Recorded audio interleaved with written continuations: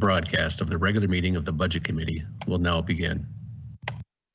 Good afternoon. My name is Lene Palmisano. I'm the chair of the Budget Committee, and I'm going to call to order this regular committee meeting for Thursday, December 3rd. Before we proceed, I'll note for the record that this meeting has remote participation by council members and city staff as authorized under the provisions of Minnesota Open Meeting Law, Section 13D.021, due to the declared state of local public health emergency. At this time, I'll ask the clerk to please call the roll and verify the presence of a quorum. Councilmember Reich. Here. Gordon. Here. Cunningham. Present. Ellison. Present. Osman. Here. Goodman. Present. Jenkins. Here. Kano. Here. Bender. Here. Schrader. Here. Johnson. Fletcher. Here. Councilmember Johnson. Chair Palmisano. Present, and I know that Councilmember Johnson is having some technical issues in getting into the meeting, but he will be able to speak and be with us here shortly. He's trying. There are 12 members present. Thank you. Let the record reflect we have a quorum. Colleagues, the one and only piece of business before us today is to formally begin our work on Mayor Frye's 2021 recommended budget. Over the last several months, this committee has received a series of presentations to examine the details of each department's budget requests. This committee and the City Council have also held 2 public hearings on this budget as well, and we will hold a 3rd hearing next week on Wednesday, December 9th at 6:05 p.m. I want to start with an overview of the process I intend to follow for this meeting. The amendments that you have before you and are, we have some that just aren't even yet ready for today, but they are ordered in the agenda packet that was sent to all council members today. I will be asking our budget director, Micah Innermill, to introduce each proposed amendment. When we've completed action on all the prepared amendments, and to be fair, we have to end by 4 p.m. today. I anticipate we will get through half, hopefully through budget amendment 6. I will then open the floor to any further proposals that were not done in time to be included. We will be displaying the amendments on the screen for the viewing public and for you all so we can all be on the same page. And the entire amendment packet will be added to the LIMS, Legislative Information Management System file, once this meeting is adjourned. I plan on adjourning today's meeting at 4 p.m. so that our technical team can prepare for the Zoning Board of Adjustment meeting at 4:30. Whatever we do not finish today, and we won't finish today, we will continue at our meeting scheduled tomorrow, December 4th, also at 1:30 p.m. Do any of my colleagues have questions about the process that I have outlined?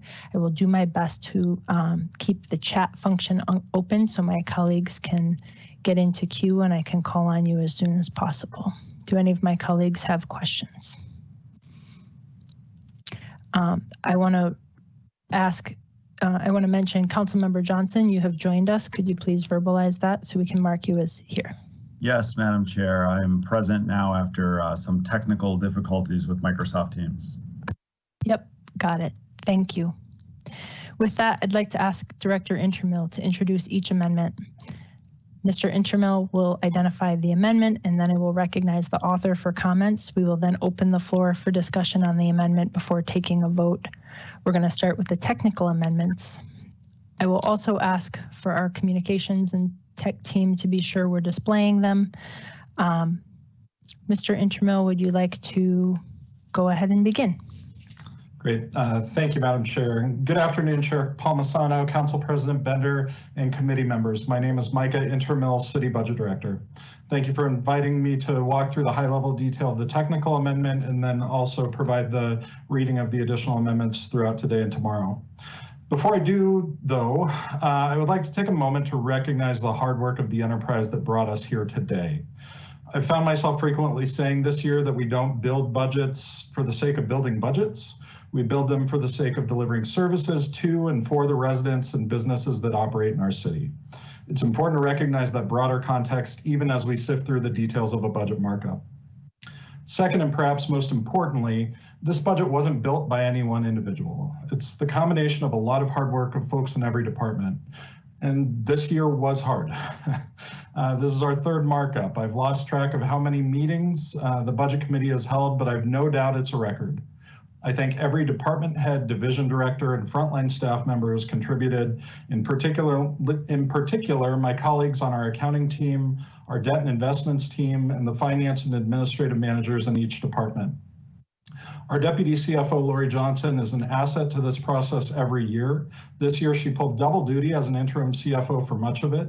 Our new CFO, Dushani Dai, hit the ground running when she joined our city the week of the mayor's budget release in August.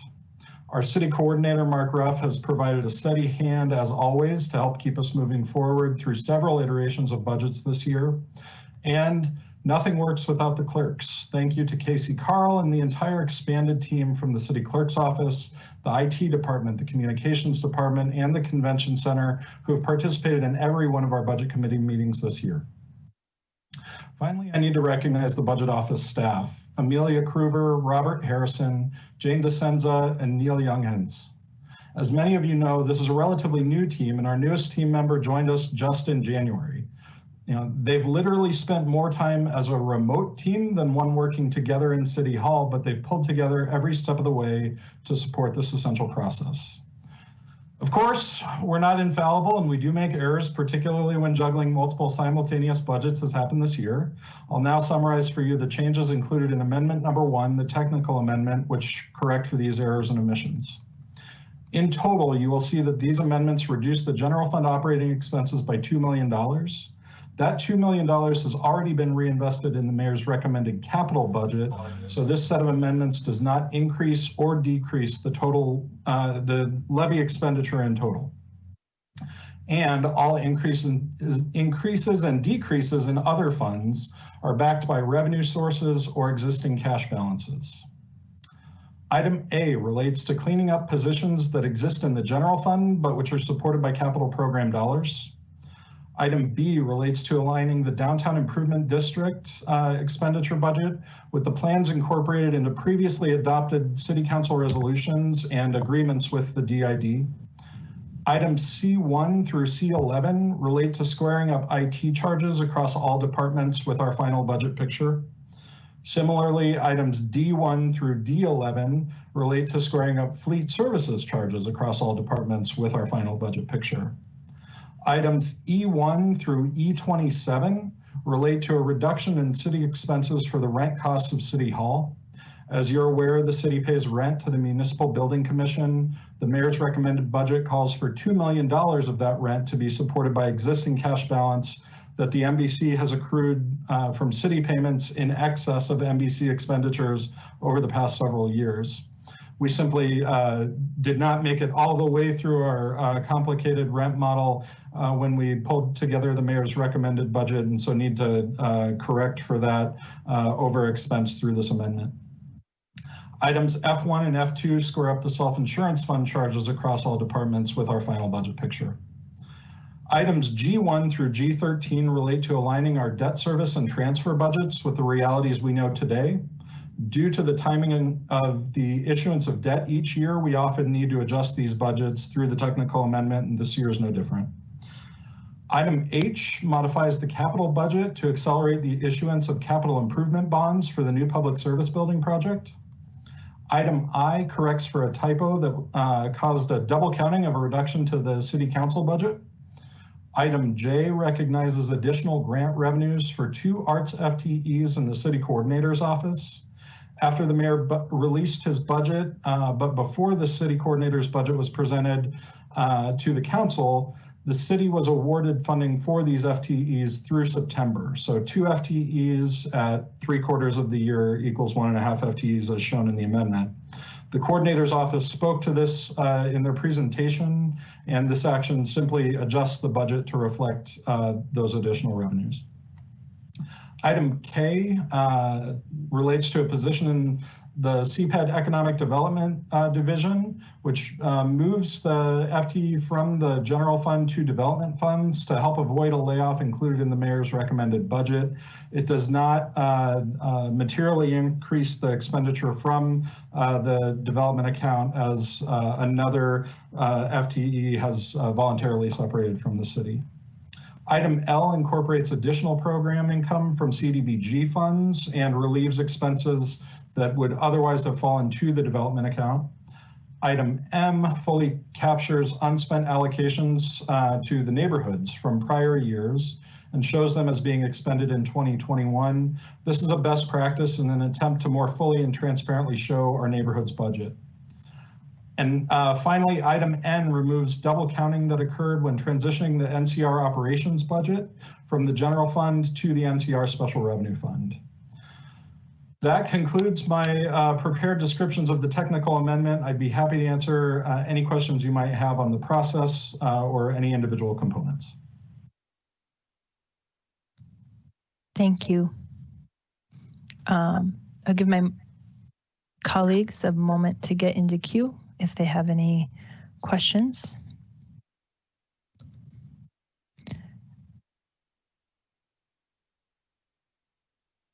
Are there any questions from council members on the technical amendment?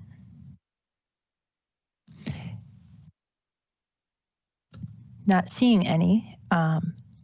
We'll get in the habit of this quickly. I will go ahead and ask the clerk to please call the roll on this technical amendment, item number 1.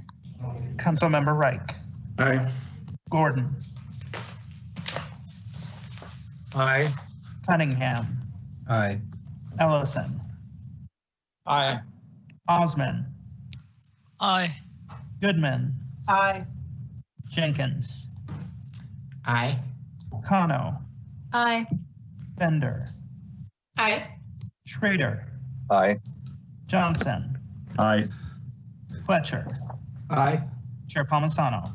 Aye. There are 13 ayes. That motion carries. Moving to amendment number 2.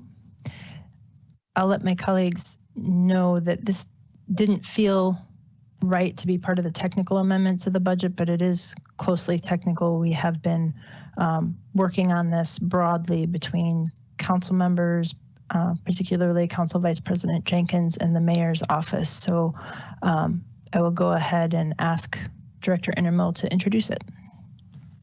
Certainly, Madam Chair.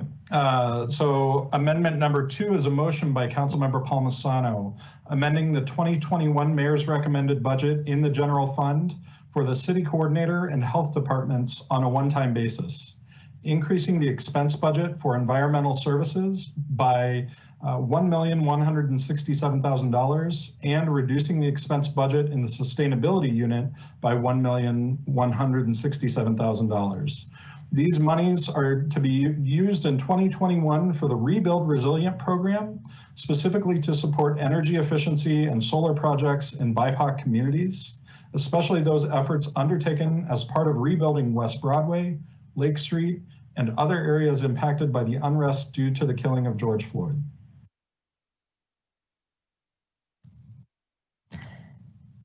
Thank you. Are there any comments or questions or suggestions about this?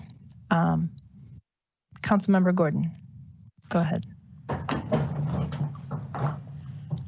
Thanks so much. I'm just curious about sustainability and health staff. It looks like this is pretty consistent. Maybe it's a way that we can be focusing some more of our sustainability funding, perhaps where it's coming related to the franchise fee, where we've identified some funds to use for sustainability. But I'd like a little bit of clarity on that.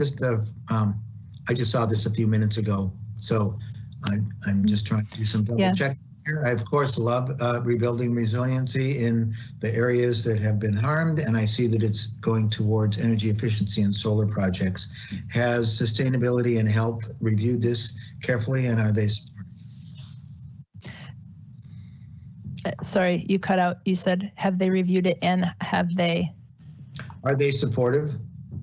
My understanding is that they are. I had conversations with Patrick Hanlon on it from the health department, and he was there for the initial presentation to the public a few weeks ago.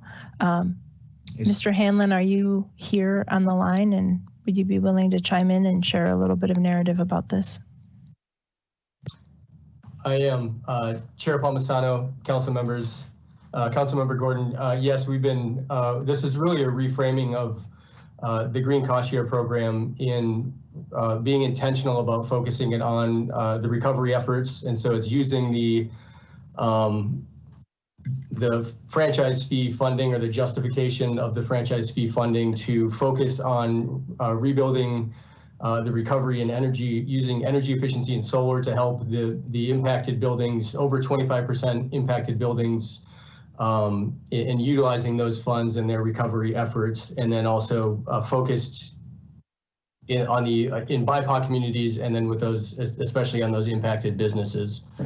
And yeah, we've been working with Sustainability Office and the EVAC committee and coming up with these recommendations, and then also working with the Minneapolis Now Coalition that's chaired by West Broadway Business Association, Lake Street Council, and the Minneapolis Regional Chamber. So we've been trying to get feedback and partners together on how do we reframe and how do we focus this funding on the recovery efforts.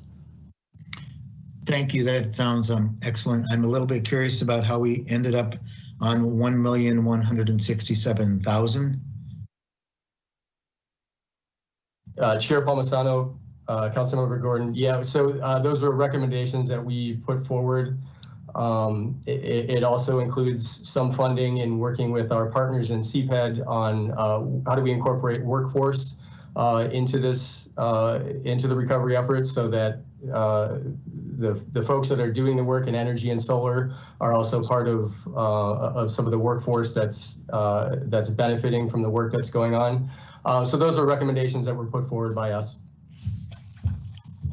Okay, appreciate it.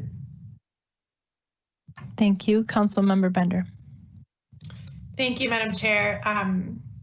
So first of all, thank you for all the work. It sounds like, listening to Mr. Hanlon, that this is part of an initiative, and I know that press conferences are an important way of communicating with the public.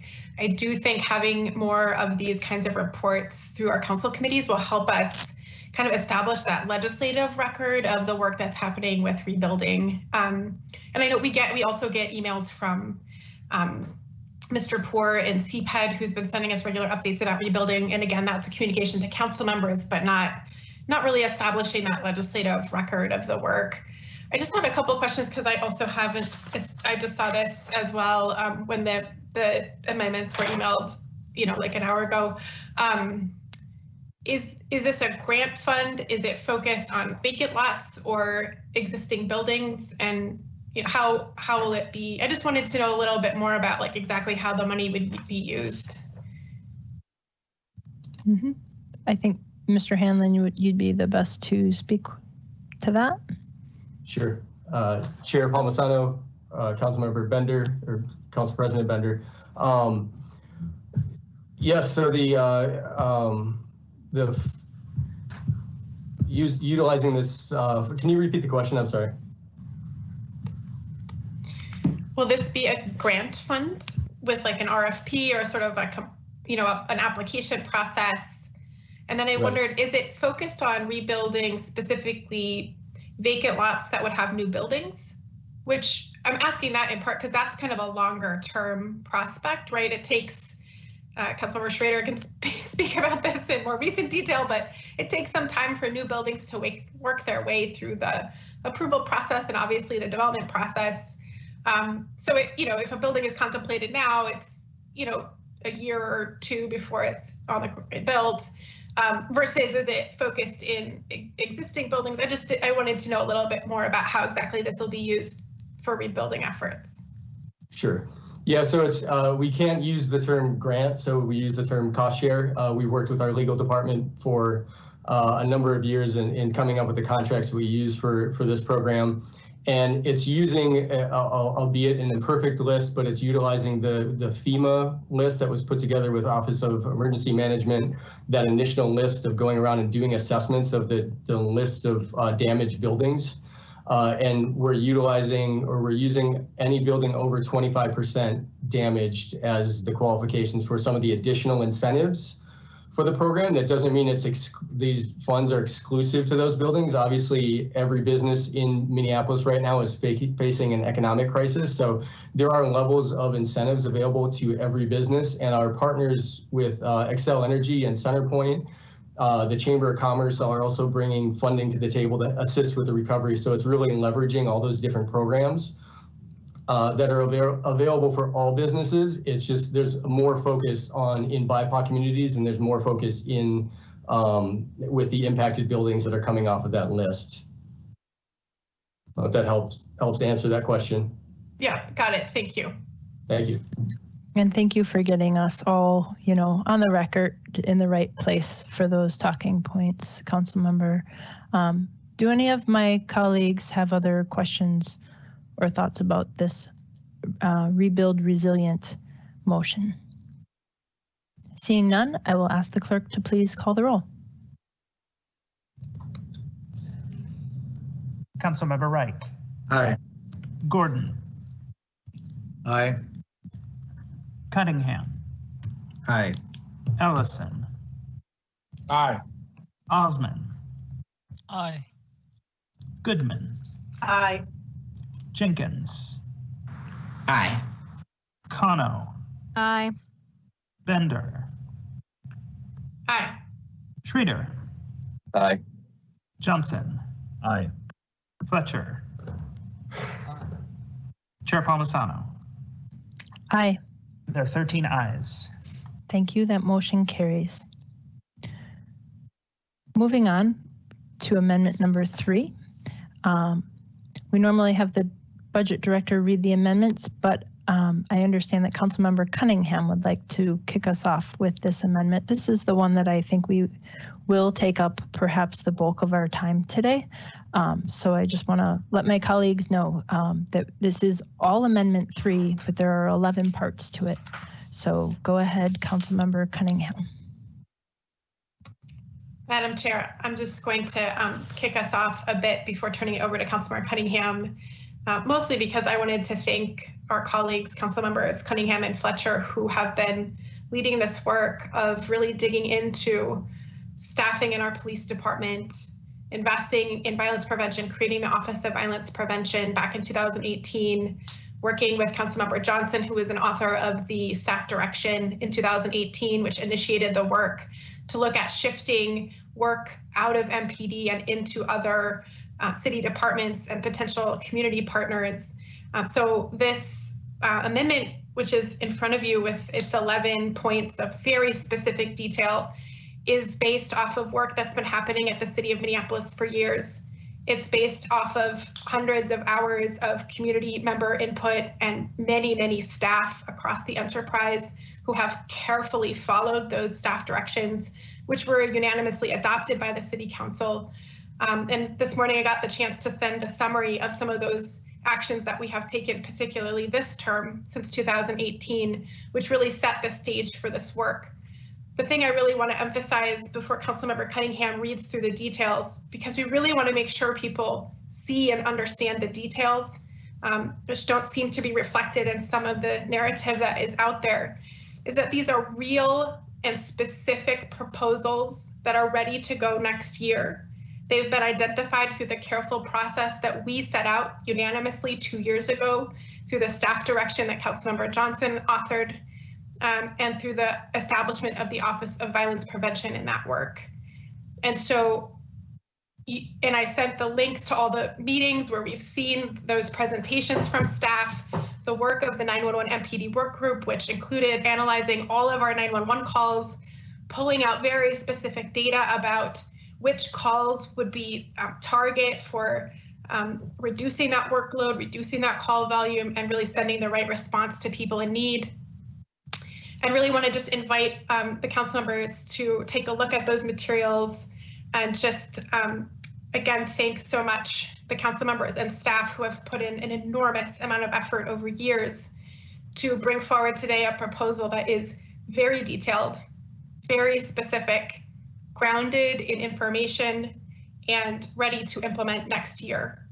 And there's so much more we could do beyond what's in this proposal, but these are the things that are ready to go next year, that require city investment, that need an ongoing source for the FTEs who we would hire to do the work. And with that, I'll turn it over to Councilmember Cunningham. Thank you, Madam President. And thank you, Chair Palmisano. I volunteered to read this motion, given the fact that it's so lengthy. I offer to tag in so that our budget director doesn't have to laboriously read through it. So this motion is being brought forward by myself, Councilmember Fletcher, and Council President Bender, amending the 2021 Mayor's recommended budget in the general fund for the following departments and in the following ways. 1, reduce the expense in the police department by a total of $5,690,000 ongoing from the following areas. A, $5 million from overtime in units determined by the Chief of Police. B, $230,000 from contractual services accounts in the Mounted Patrols Unit. C, $230,000 from the reduction to the co-responder change item, specifically eliminating the expansion of the program. And D, $230,000 from the elimination of the early intervention system change item. Number 2 is to increase the expense budget in the health department by $1.723 million on an ongoing basis for the expansion of the Office of Violence Prevention as follows. A, $1,025,000 for expanded programming for GVI, the Violence Prevention Fund, the Blueprint Approved Institute, Next Step Hospital-Based Intervention, and Community De-escalation and Restorative Justice Training. And B, $698,000 for an expansion of staffing, including 7 FTEs as follows: 2 community navigators, 1 community health specialist, 3 public health specialist 2s, and 1 senior researcher. The third point is increase the expense budget in the city coordinator's office by $2.827 million as follows. A, $2,140,000 on an ongoing basis, including 2 FTE for implementation and launch of 911 MPD work group recommendations, MH1, dispatch mental health professional / EMT teams to EDP calls via 911, and B, $687,000 on an ongoing basis to provide funding to pilot the implementation of remaining 911 MPD work group recommendations. For 2021, staff are directed to prioritize piloting recommendations MH2, train 911 dispatchers in assessing mental health calls, MH3, embed mental health professionals in 911, and R4, train non-police city staff to take theft and property damage reports and collect evidence. The fourth item is to increase the expense budget in 311 by $317,000, including 3 FTE on an ongoing basis to implement 911 MPD workgroup recommendations R1, direct property damage report only and parking problem calls to 311, and R3, conduct an awareness campaign about reporting options via 311 and online. The fifth item is increase the expense budget in the Regulatory Services Department by $488,000, including 4 FTE on an ongoing basis to implement 911 MPD workgroup recommendation R5, transfer all parking-related call responses to traffic control. Item number 6 is increase the expense budget in the Civil Rights Department by $335,000 on an ongoing basis, including 2 FTEs in the Office of Police Conduct Review. The 7th item is reduce the general fund budget in MPD by $655,000 on an ongoing basis, increasing the budget in the Office of Violence Prevention Health Department by the same amount, transferring a total of 6 FTEs and associated funding from Community and Collaborative Advancement in MPD to the Office of Violence Prevention effective January 1st, 2021. The specific FTEs to be transferred are A, 1 community engagement manager, B, 2 community navigators, and C, 3 bilingual community navigators. The 8th item is move all crime prevention specialists, including 16 currently funded FTEs and 1 unfunded vacant FTE position from the police department to the neighborhood and community relations department through adjustments as follows. A, reduce the expense budget in the police department in the general fund by $1,005,000. B, increase the expense budget in the neighborhood community and the neighborhood and community relations department in the general fund by that same amount. C, reduce the expense budget in the CDBG UDAG fund by $792,000 and increase the expense budget in the neighborhood and community relations department in that same fund by that same amount of money. Item number 9 is to reduce the general fund budget in MPD by $8.168 million on an ongoing basis. Reduction shall come from the Community Safety Officer Program and planned second and third recruiting classes for 2021. 10 is to increase the general fund budget in finance and property services by that same amount on an ongoing basis for a public safety staffing reserve. The city's chief financial officer shall hold these funds in a public safety staffing reserve until such time that the city council authorizes their transfer to the police department through council action.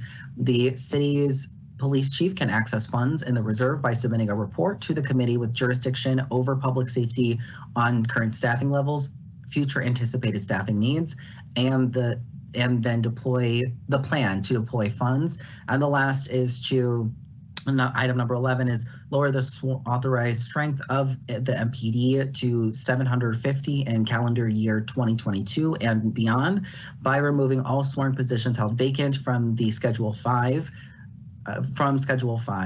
Staff in the Finance and Property Services Department are to assume a current service level of 750 sworn officers in 2022. So I will move that whole motion with all 11 items. And if it's okay, Madam Chair, I'd like to be able to speak to some of it. Yeah, I would imagine, correct me if I'm wrong, Councilmember Cunningham, that a number of people would like to speak to it first, and then there will maybe be some questions and such. So I will leave it to you to go ahead and start. Great. So I will, thank you, Madam Chair. I will speak briefly to the specific violence prevention items, and then I'll pass it over to Councilmember Fletcher, if that, with your permission, for him to cover the alternative responses and police accountability. In regards to violence prevention, violence does not have to be a part of our daily life. And when we talk about violence as a part of our daily life, we have to recognize some of our residents experience it at a much higher rate. 80%, over 80% of gun violence victims are Black, and the majority are young. It is also concentrated in a few neighborhoods in our city, and those neighborhoods are predominantly BIPOC. We do not have to resort to overcriminalization, which causes further harm now and in the future to those already disproportionately harmed by the current community violence, especially when we have blueprints from other cities as to how to intervene in the cycle of violence and prevent it altogether. We have to treat violence with a public health approach because it spreads like a disease to those who have been exposed to it. However, violence is not inevitable. It can be prevented, treated, and even cured. We can do this by investing in scientifically proven violence prevention and intervention strategies and in the community members leading efforts in our neighborhoods. Existing Minneapolis Office of Violence Prevention programs save lives and will save even more in our city if expanded and properly funded through these proposed amendments. There are two primary buckets: increasing violence prevention work and neighborhood organizing for safety. The increases to the violence prevention programming and work include expanding Next Step, our hospital-based bedside intervention program, to Abbott Northwestern. It currently serves HCMC and North Memorial, thanks to previous budget amendments. The reason for moving it to Abbott Northwestern is that they receive a lot of walk-in shooting victims, and they are almost always group and gang involved. The package expands the Blueprint Approved Institute to serve both the North Side and South Side communities. It also develops and implements the group violence intervention strategy in South Minneapolis. It includes North Side and South Side offices for violence interrupters, Critically, it increases the operating budget to fully staff the Office of Violence Prevention and to evaluate its programs. And lastly, it transfers existing community navigators from MPD to the Office of Violence Prevention, and it adds a Southeast Asian community navigator. I will add a quick note to this last item that the Hmong 18 Clan Council has only had one ask of us as a city council, and it has been for there to be a Southeast Asia community navigator added. For organizing neighborhood safety, this amendment package transfers the existing CPSs where they will help community groups and neighborhood organizations prevent crime and also think about neighbor relations. It also it funds restorative justice and de-escalation training for neighborhood organizations and other community-based organizations. And it increases the Violence Prevention Fund, which invests in community-led violence prevention strategies. That is what I've got. Related some more background. I'm sure that there will be questions. I'm happy to take those questions when it's appropriate. And Madam Chair, if it's okay, I would like to pass the floor to Councilmember Fletcher. Go ahead. So just to be clear, in terms of when people have questions or thoughts, do you want to be kind of asked about these parts and pieces that you just spoke about? Yes, I will take the lead on those particular questions, and I'm happy to also yield the floor to my co-authors where necessary as well. Okay. All right, thank you, Madam Chair, and thank you to my colleagues. I want to just speak briefly about the alternative response aspects of the budget and just be kind of clear about what the proposal is that we're doing, because I know there's going to be some discussion about the source and that there's been some discussion about particularly using overtime as the source. And so let's just narratively really kind of understand what where we are in the process. That what we know is that in the chief's original proposed budget, he included $5 million of overtime.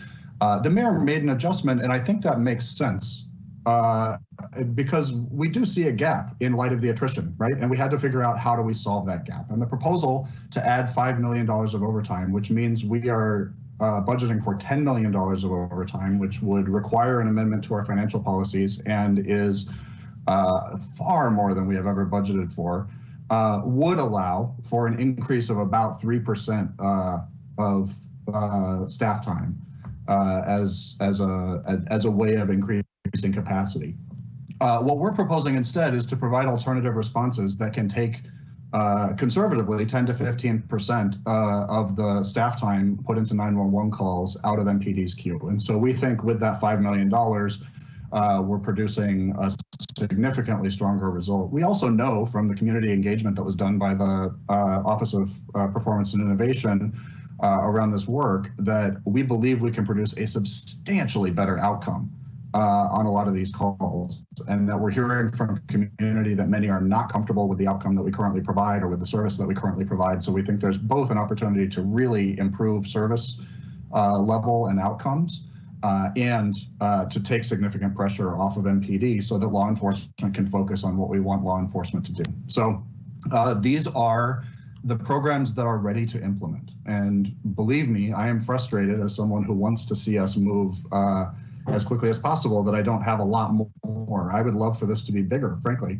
But these are the things that are actually ready to go out this year and that have the staff work behind them and the community engagement behind them to really be ready. And the things that we're able to do are mental health crisis response, creating mental health mobile teams that can respond directly to 911 calls around mental health crises. And that is a substantial shift in the way we approach those calls. It's something that we think is humane, is representative of our values, and will produce better outcomes. And I'm excited to see that pilot get implemented and get out into the field. As a part of that, we want to train 911 operators to more effectively triage these calls and to make sure that we're dispatching the appropriate responders. And a lot of the tabletop exercises and prototyping that's gone into this over the last 18 months has really prepared all of the departments that have been at the table, including 911 and MPD, to be ready to engage with this process. I also am excited that we're going to be able to take more reporting calls than the mayor had originally budgeted for out of the 911 queue. And I think that that is a substantial improvement over the original proposal, and also, adds capacity in a way that I think is valuable. So I'm enthusiastic about that. There's also some important accountability measures that I am enthusiastic to support. One is just increasing capacity in OPCR, and I want to really give credit to Councilmember Gordon for looking very closely at this, looking at the EIS, looking at where is the capacity needed to really have some oversight. And I think he may, I'm sure we'll want to speak more to that, but want to recognize his good work in that area. And then the other thing is, one of the things that we'll note as we started to look into this overtime question is that it is a routine thing for MPD to significantly overspend its budget and for us to backfill from the contingency fund. And in fact, it is one of the top 3 uses of the contingency fund alongside snow and elections. And so knowing that those things are coming, I think it really makes a lot of sense to try to create a little bit more of a sense of control on the staffing plan. And so we've created a reserve fund. That money is not intended to be diverted from MPD. It is intended to be available for MPD leadership to use for their staffing needs. But we did want to create a step where they need to come talk to council about their staffing plan periodically in order to draw down those funds. And so the funds for the recruit class, for the second and third recruit classes, we know the first recruit class is happening very quickly, are allocated to that fund so that we can create just a little bit more accountability and transparency and create a little bit of a backstop so that we're not just caught with a bad surprise in our contingency fund at the end of every year. This is really about moving towards a different kind of accountability in terms of budget management. And then finally, we want to adjust the authorized strength of MPD, the average active sworn force, to 750, which reflects reality. It's not a cut. In fact, a lot of times there's confusion because the 770 number that's been discussed includes training classes while they're in recruit school. And so there's just a little bit of a differentiation in how we count. The 750 number is reflective and in fact is more than what we will have, we suspect, this year and then into next year. So it's really just designed to say we're capturing where we are now. We don't want to signal that we're on a massive growth trajectory while we are in the process of doing deep community engagement and awaiting a staffing study. So we really just wanted to capture something that's more reflective of where we are. And that leaves room in future projected budgets for the community engagement process to actually play out and for this council to decide how much of that we want to invest in policing in the future and how much of that we want to invest in other ideas as they emerge. I will stop there, and I'm happy to take questions as they come up. Thanks for your consideration. Thank you. There are other people that I know want to speak to this amendment. Councilmember Bender. Thank you, Madam Chair. I know others will want to speak and ask questions. I did just want to underscore that I think the changes proposed in this budget amendment are very meaningful, that they will make a meaningful impact on our shared unanimous commitment to transform our system of public safety. It is also a very moderate, very incremental plan that is intended to build consensus and reflect the feedback that we have heard from colleagues and from the community. It has the same number of officers sworn in 2021 as the mayor's proposed budget. It maintains the 3 recruit classes that the mayor included in his budget, and it includes the CSO class, the community service officer class, that provides some support to the police office, the police department, and creates a pipeline for police officers. So this, we didn't take the approach of bringing forward something that we didn't think people would support to then negotiate it back. We brought forward a good faith compromise proposal that incorporates the feedback that we have heard from many. This is the year in 2021 to make good on our statements, to make good on our commitments that we started 2 years ago, officially through the council process, to start exploring moving work out of MPD. These are researched, developed proposals that included input from community and service providers and partners. The very specific recommendations are captured in reports that were made to council committees that you have for your reference. So I think this is the very beginning of a start to our commitment to transform our system of public safety. It is designed to have impact immediately. And while it is innovative in the fact that we aren't doing these things now, in many ways, it's just the practical way that we shift government to do things better. And that's why it is so important to understand that this proposal includes very specific, real proposals that are ready to go next year and that require us to fund city staff to implement them. We can't continue to rely on asking our staff in particular departments to work 80 or 100 hours a week to do additional work. We have to actually fund the things that we say we support if we want them to happen. And in order to fund FTEs, we need ongoing dollars. So this proposal does things like, the parking enforcement that's happening in regulatory services now during the day. It just funds doing that in the evening too. Is that innovative? I mean, maybe. It gets a little bit of work off of MPD's plate during one of the busiest times of the day when we want them to focus on violent crime. But it's also just part of what we do as a government, like when we added the Transportation Planning Division to Public Works, or when we added the new Division of Labor Standards to the Civil Rights Department to enforce new labor laws. So this is a very practical proposal that reflects a lot of the feedback, and I hope my colleagues will support it. Thank you. Thank you, Councilmember Gordon. Councilmember Gordon. Thank you very much. And I just want to express my support for this initiative and really appreciate that it's coming forward.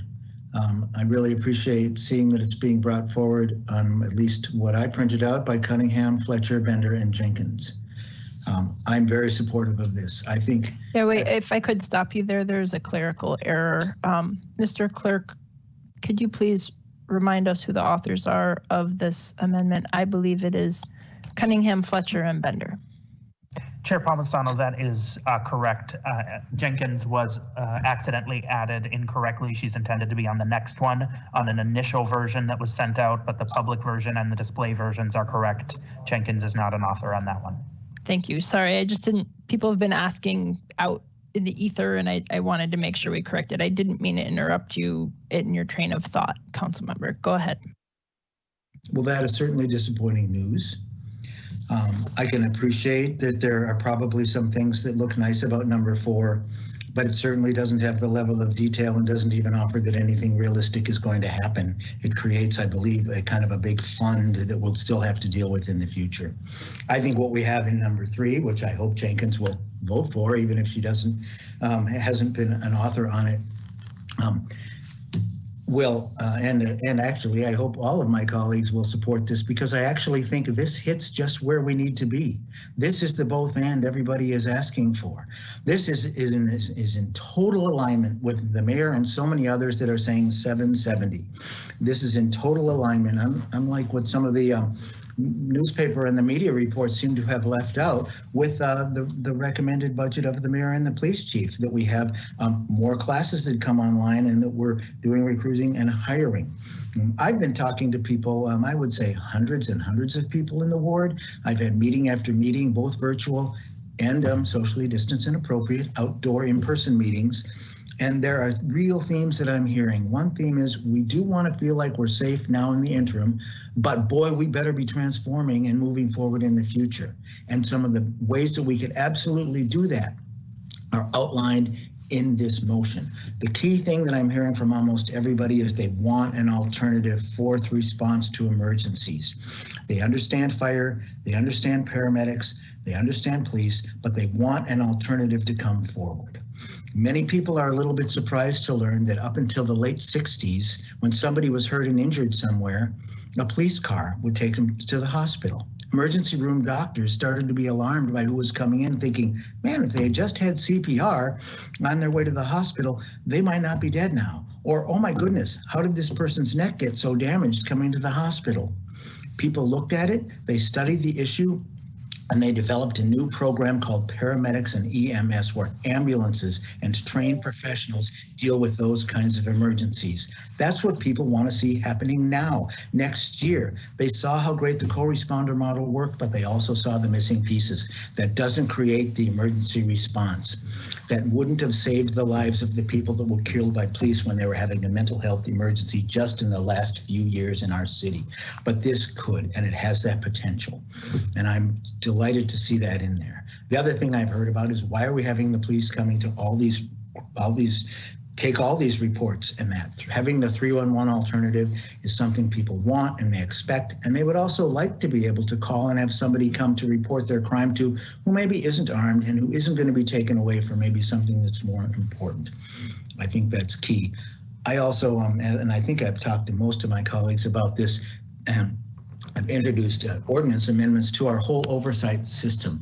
People all over the city want us to do a better job of doing police oversight. We need to give the resources to our civil rights department so they can do police conduct review appropriately. They need more investigators. And if we are thinking of having some kind of a system in place so we can help our leadership identify officers who may need training, who may need redirecting, who may need changing, that program should go outside of the police department and in the civil rights department, where they are doing the police conduct review process. So I really appreciate the authors of this ordinance willing to include that in here.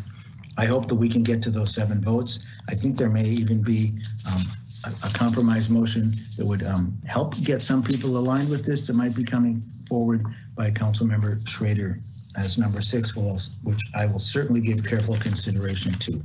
So come on board. This is the both-and solution. This is the compromise. This is the next step that we can all take together, and 14 of us can show the people of Minneapolis that we are united.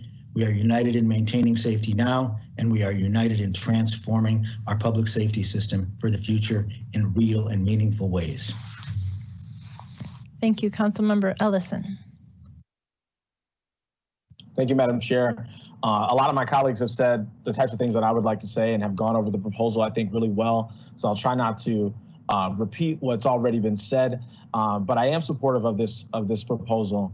And as the council president said, I think that this is the bare minimum. This is the baseline of what we should be investing in.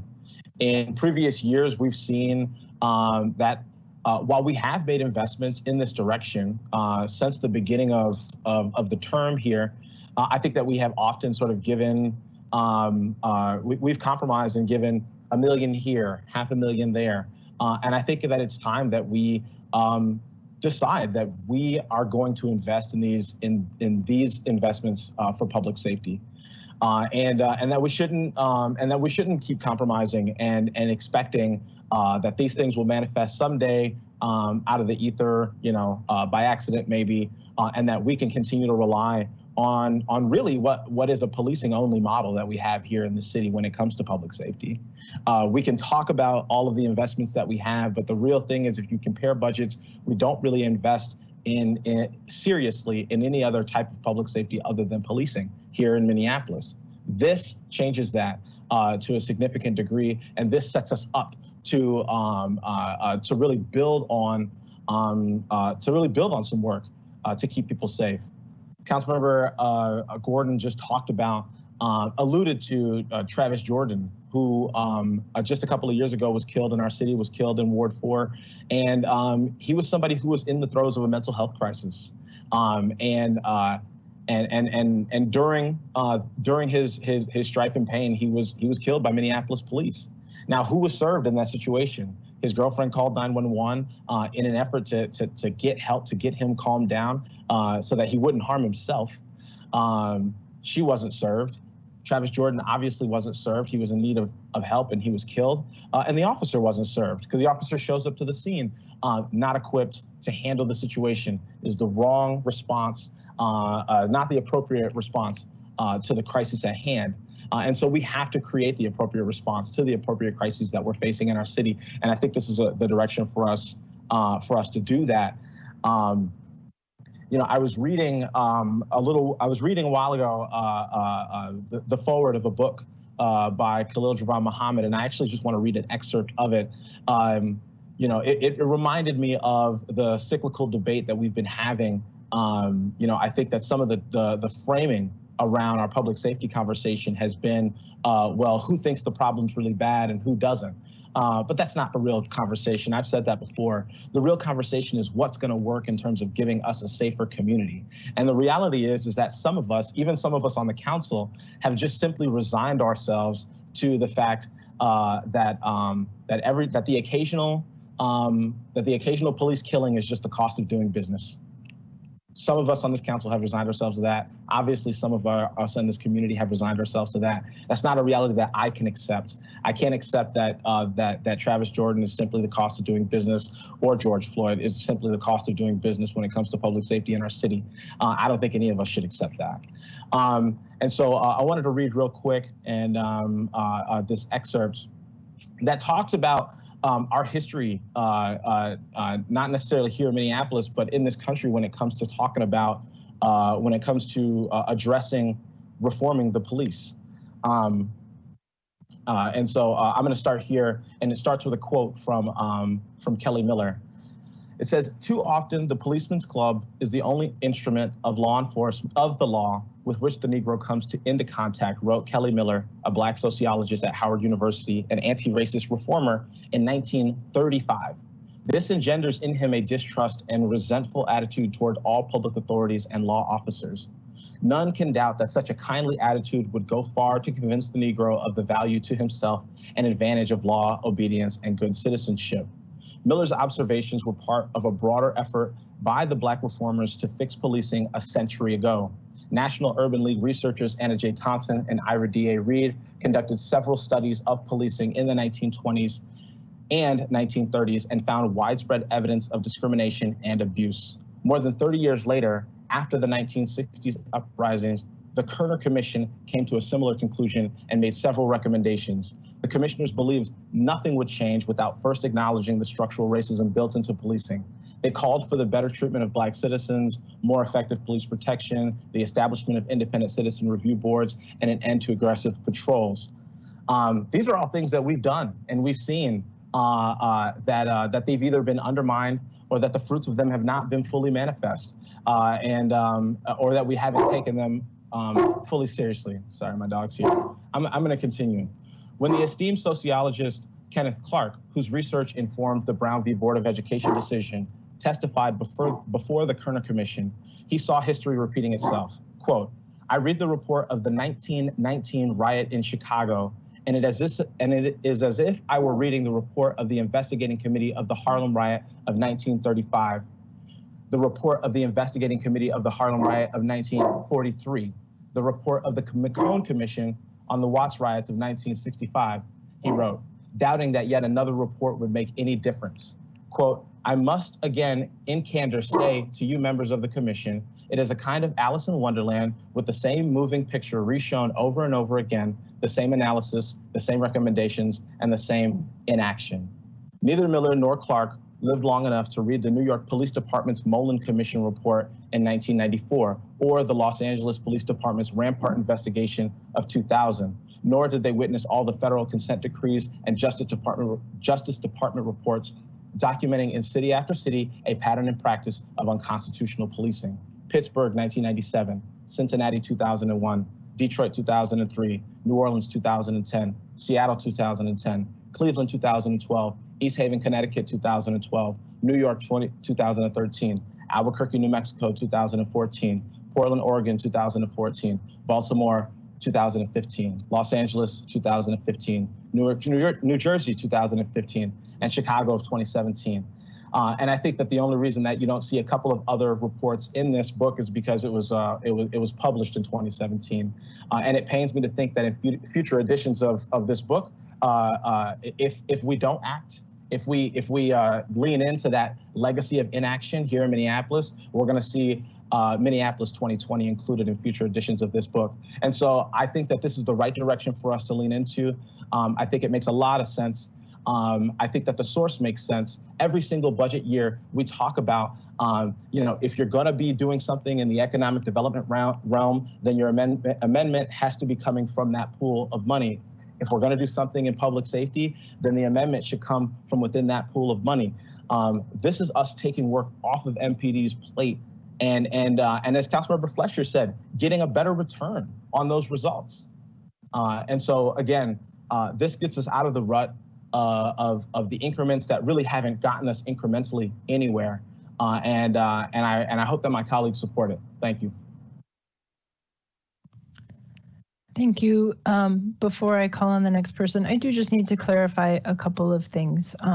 Councilmember Ellison, you asserted that some people on this council feel that killing of a human being by police is acceptable or a cost of doing business, and I have never, ever heard that from any member of our city council. That way in our actions. I think we act that way in our actions. That's what I'm saying. I just want to be extra clear that that is not my understanding of anybody on the city council, and we need to be really specific with our words here. You know, I want to point out that a lot of, I think everybody here has high hopes about all of the kind of good work going on and work group recommendations that have come forward, but we do seem to disagree on the appropriate source of that money, and that is what we will continue to hear. There's a number of people in queue, and I will call on Councilmember Johnson.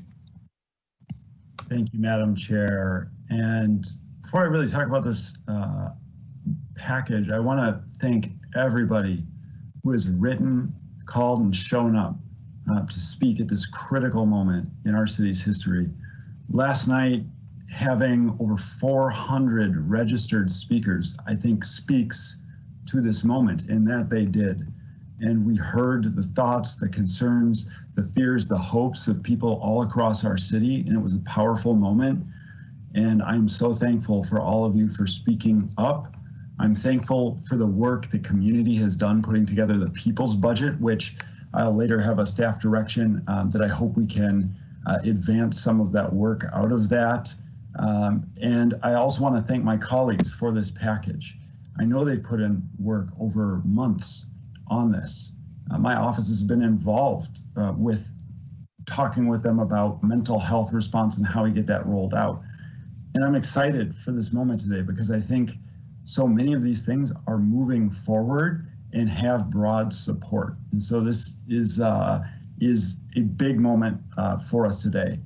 I also know this is somewhat of an exceptional moment. We have before us in the most consequential time probably in our city's history, and the most consequential budget, the largest I've ever seen package of amendments together. I know there's questions on a lot of this, and you know, I'm really looking for the clerk's guidance on how we would proceed with these as we're having in order to even have a flow of conversation around this. I see in our amendment package that we have motion 6, motion 4, motion 5 that are related to this, and they're interrelated. And so, Mr. Clerk, is it most logical to separate this out and then we go 1 through 11 through these and we can ask questions and talk and kind of take these up? That's what I'm thinking, and just wanted to talk about that. I also understand though it's complicated because it looks to me like items 1 through 6 are kind of all interrelated in terms of, you know, the decrease on the front end in 1 and then increases in 2 through 6. And so I guess from a technical standpoint, how could we best accomplish that of moving through this and being able to really ask questions, have discussion, entertain these other amendments that are related to these items as we move through this work? Councilmember, help me understand, is that a question for a recommendation from the clerk, or right. Is that a... I'm happy to move to separate this if that is doable. I think that would be most orderly, but I also appreciate any advice from the clerk on that. Okay, we also have Councilmember Osman in queue to speak next. Did you want to, would it be all right if I hear what Councilmember Osman has to say and then we ask the clerk how we might proceed? Is that all right that I come back with it to you? I imagine, Madam Chair, we're going to be on this all afternoon, so I'm in no rush on that. Councilmember Osman. Thank you, Madam Chair. You know, I am a new council member. I come here a few months ago. We are in a very difficult time, and I have seen that during my campaign and talking to residents. People lost their jobs. People feel unsafe. People feel police brutality, and they have felt that for many years. I think all of us do care about the public safety. We just have a different way of dealing with that and really trying to help. We all want a way to come up a plan for alternative way of policing and helping those individuals that are that police have hurt them in the past. And also last night, I think listening over 400 calls, all of them had experienced where they either were a victim of a crime because our city is unsafe at the moment, because of the civil unrest, because of blame coronavirus, blame not having enough officers on the street, or having any strategy of really dealing with any way of public safety. We hear that from people, and people have life experience of police brutality. They have been dealing with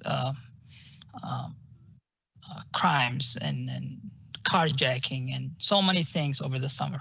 It's a different timing, and people are divided which way we're going to go. But I think we all understand that we care about public safety. We all care about alternative way of helping people. You call that alternative policing, or find people need help. And we just have to come together to find a solution, finding that. I do appreciate the council members who put this forward, the work they have done, the research they have done, as I talked to them, as they tell us and gave us the presentation. It's, I think, 11 items that we all discussed. And I'm just gonna really mention that, yes, mental health is very important to me. Having worked the previous job I had, I have dealt with many individuals who are experiencing mental health. And if individual is having a mental health crisis, they need help. They don't need the police. They need resources. They need people that are trained and experienced to help that. I have used COPE, Hennepin County program, for many of my residents in the past that were dealing with mental health crisis. They are facing evictions because of their mental health symptoms, get them lease violation and so on. And I was able to use that COPE services and really help those individuals. We don't need to criminalize those individuals that are most vulnerable in our population. We all understand that we just need to help them. I have experience of mental health. I have taught 3.5 years mental health first aid, and really know that police are not helpful when mental health calls. They're not helpful. We have to find an alternative way. We have to. It's not option it's not an option. We should find a way. But we also need to talk to the expertise and professionals, how to do that, how to implement that. We have to follow the other cities or other professional mental health expertise who know how can we create a program for our city that will work for everyone. Not a model, not what we think will work, but this will work, and we can throw amount of money, or we can throw $1 there and really say this will help. That's not we don't know if that's going to be enough dollars. The dollars we see on this amendment, we don't know if that's going to be enough for that. I like to see expertise. I like to see professionals really do a lot of research on this. How much is going to cost us, and taking money from MPD or taking money here and there is not going to solve the problem of mental health. If we're going to have an overall mental health resource for our city, when individuals call 911 or they call a number designated to them, that those professionals can guide those people that need help. So I would say, yes, we do disagree some of where the source is coming from. We do have, different opinion on that, but at the end of the day, expertise and professionals should take the lead on this. I think that, we don't need to compromise the safety for people that have been, victims of crimes that have been rising. We don't have to really put risk of the people that have experienced police brutality. So I just want to put a few sentences there and really just say that this proposal council members brought, it's a wonderful idea. It's a great idea, but it will take time. It will take, I'm guessing more money, and it will take a lot of time to implement. So we really have to think about that. But we all want to make sure we are heading the direction. We all realize the need is there for the most vulnerable population in our society. We have to find a way to deal with mental health. Thank you. Thank you. Councilmember Jenkins. Thank you, Madam Chair.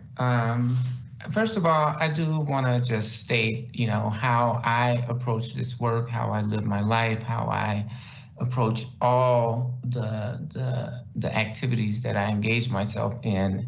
And that is, I try to assume the best intentions from everybody until they prove me wrong. And I just hope that we can all be as thoughtful as that. I mean, I stepped into public service not to have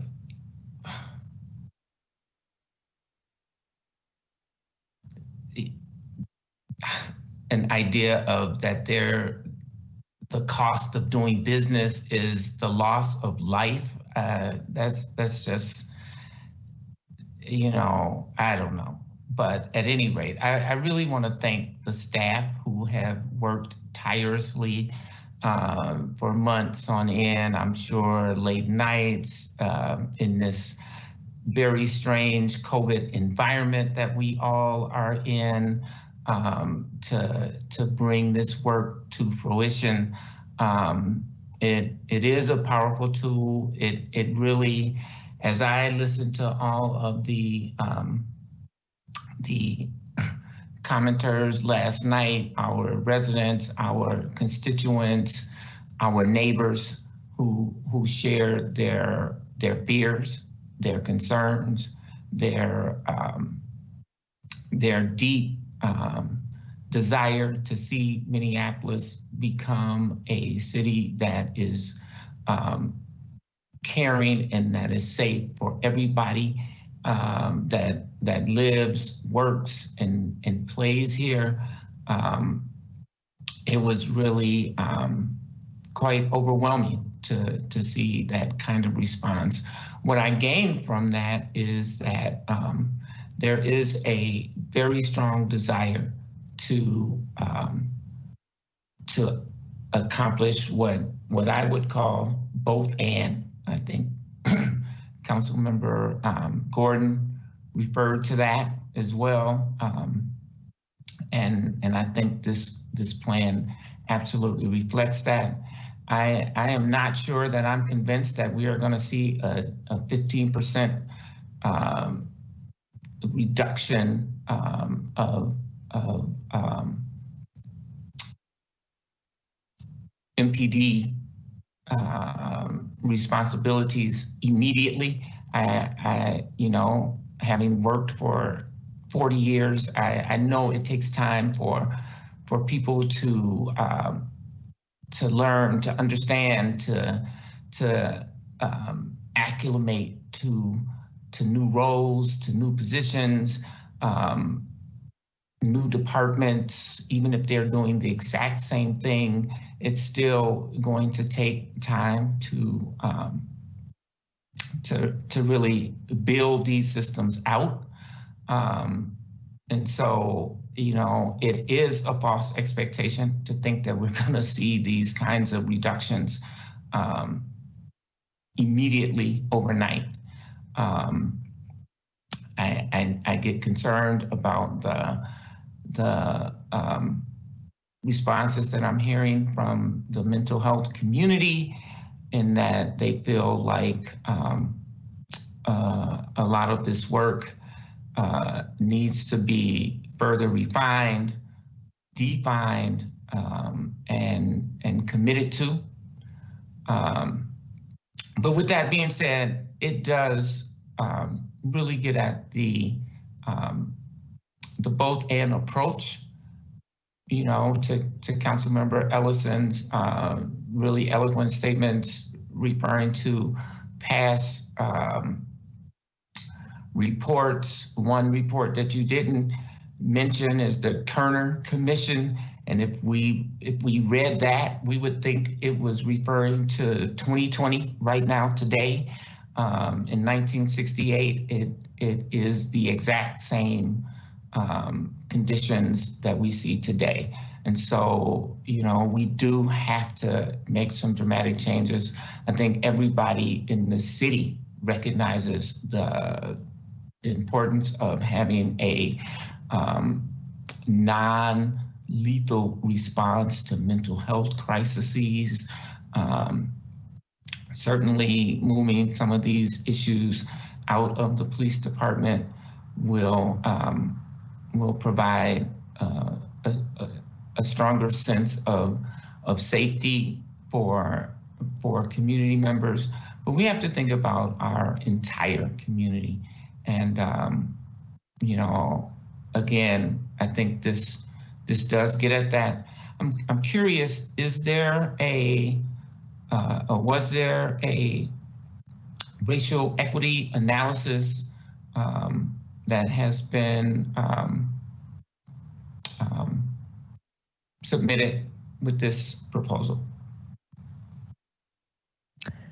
Councilmember, my understanding is no, but it isn't really customary for budgetary amendments to have a racial equity analysis with them. I think, Councilmember Cunningham, would you like to respond to this question? I think maybe that's why you put yourself in queue about it, but you might just be putting yourself in queue otherwise. No, I did want to respond to it. So I thank you. I thank you for that. So there was a racial equity impact analysis submitted related to the mental health work for the Public Health and Safety Committee meeting on November 5th. So I do want to throw that out there that was included. And just because there isn't an official RIA, the racial equity impact analysis with this as a formal action, does not mean that there was not a racial equity analysis applied to it. And just to share, the idea is like, how are we investing in the folks who are disproportionately impacted? And I'm talking about from a violence prevention perspective again. and being able to build from there. So there was absolutely still a racial equity analysis, which is why I named from the very beginning that Black folks are overwhelmingly impacted by community violence. And then the other component is all of the various public safety, or I'm sorry, violence prevention related work, particularly within recent history, has also included racial equity impact analyses, and that can be found on the legislative files related to the Public Health and Safety Committee. Thank you, Councilmember. Councilmember Jenkins, did you want to continue, or are you? I think you're done for the moment. I'm done for the moment. Thank you. Councilmember Bender. Thanks, Madam Chair. I did just want to note that we see Ms. Larson in the chat. Both Andrea Larson and Brian Smith are on the call if council members have any questions. I heard some comments about not being sure about some of the details, and I know maybe council members haven't had a chance to review all the materials that came through committee. But again, this work, specifically the shifting work out of MPD, is based on 2 years of analysis that looked through all of the reasons people call 911. It took a data-driven approach to identify the calls based on an analysis of call volume. So what would be the impact? How many calls could we shift out of MPD?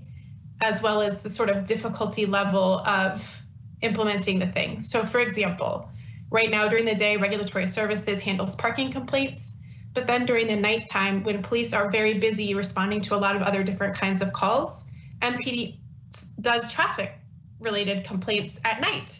So this proposal fixes that problem by shifting that work to regulatory services.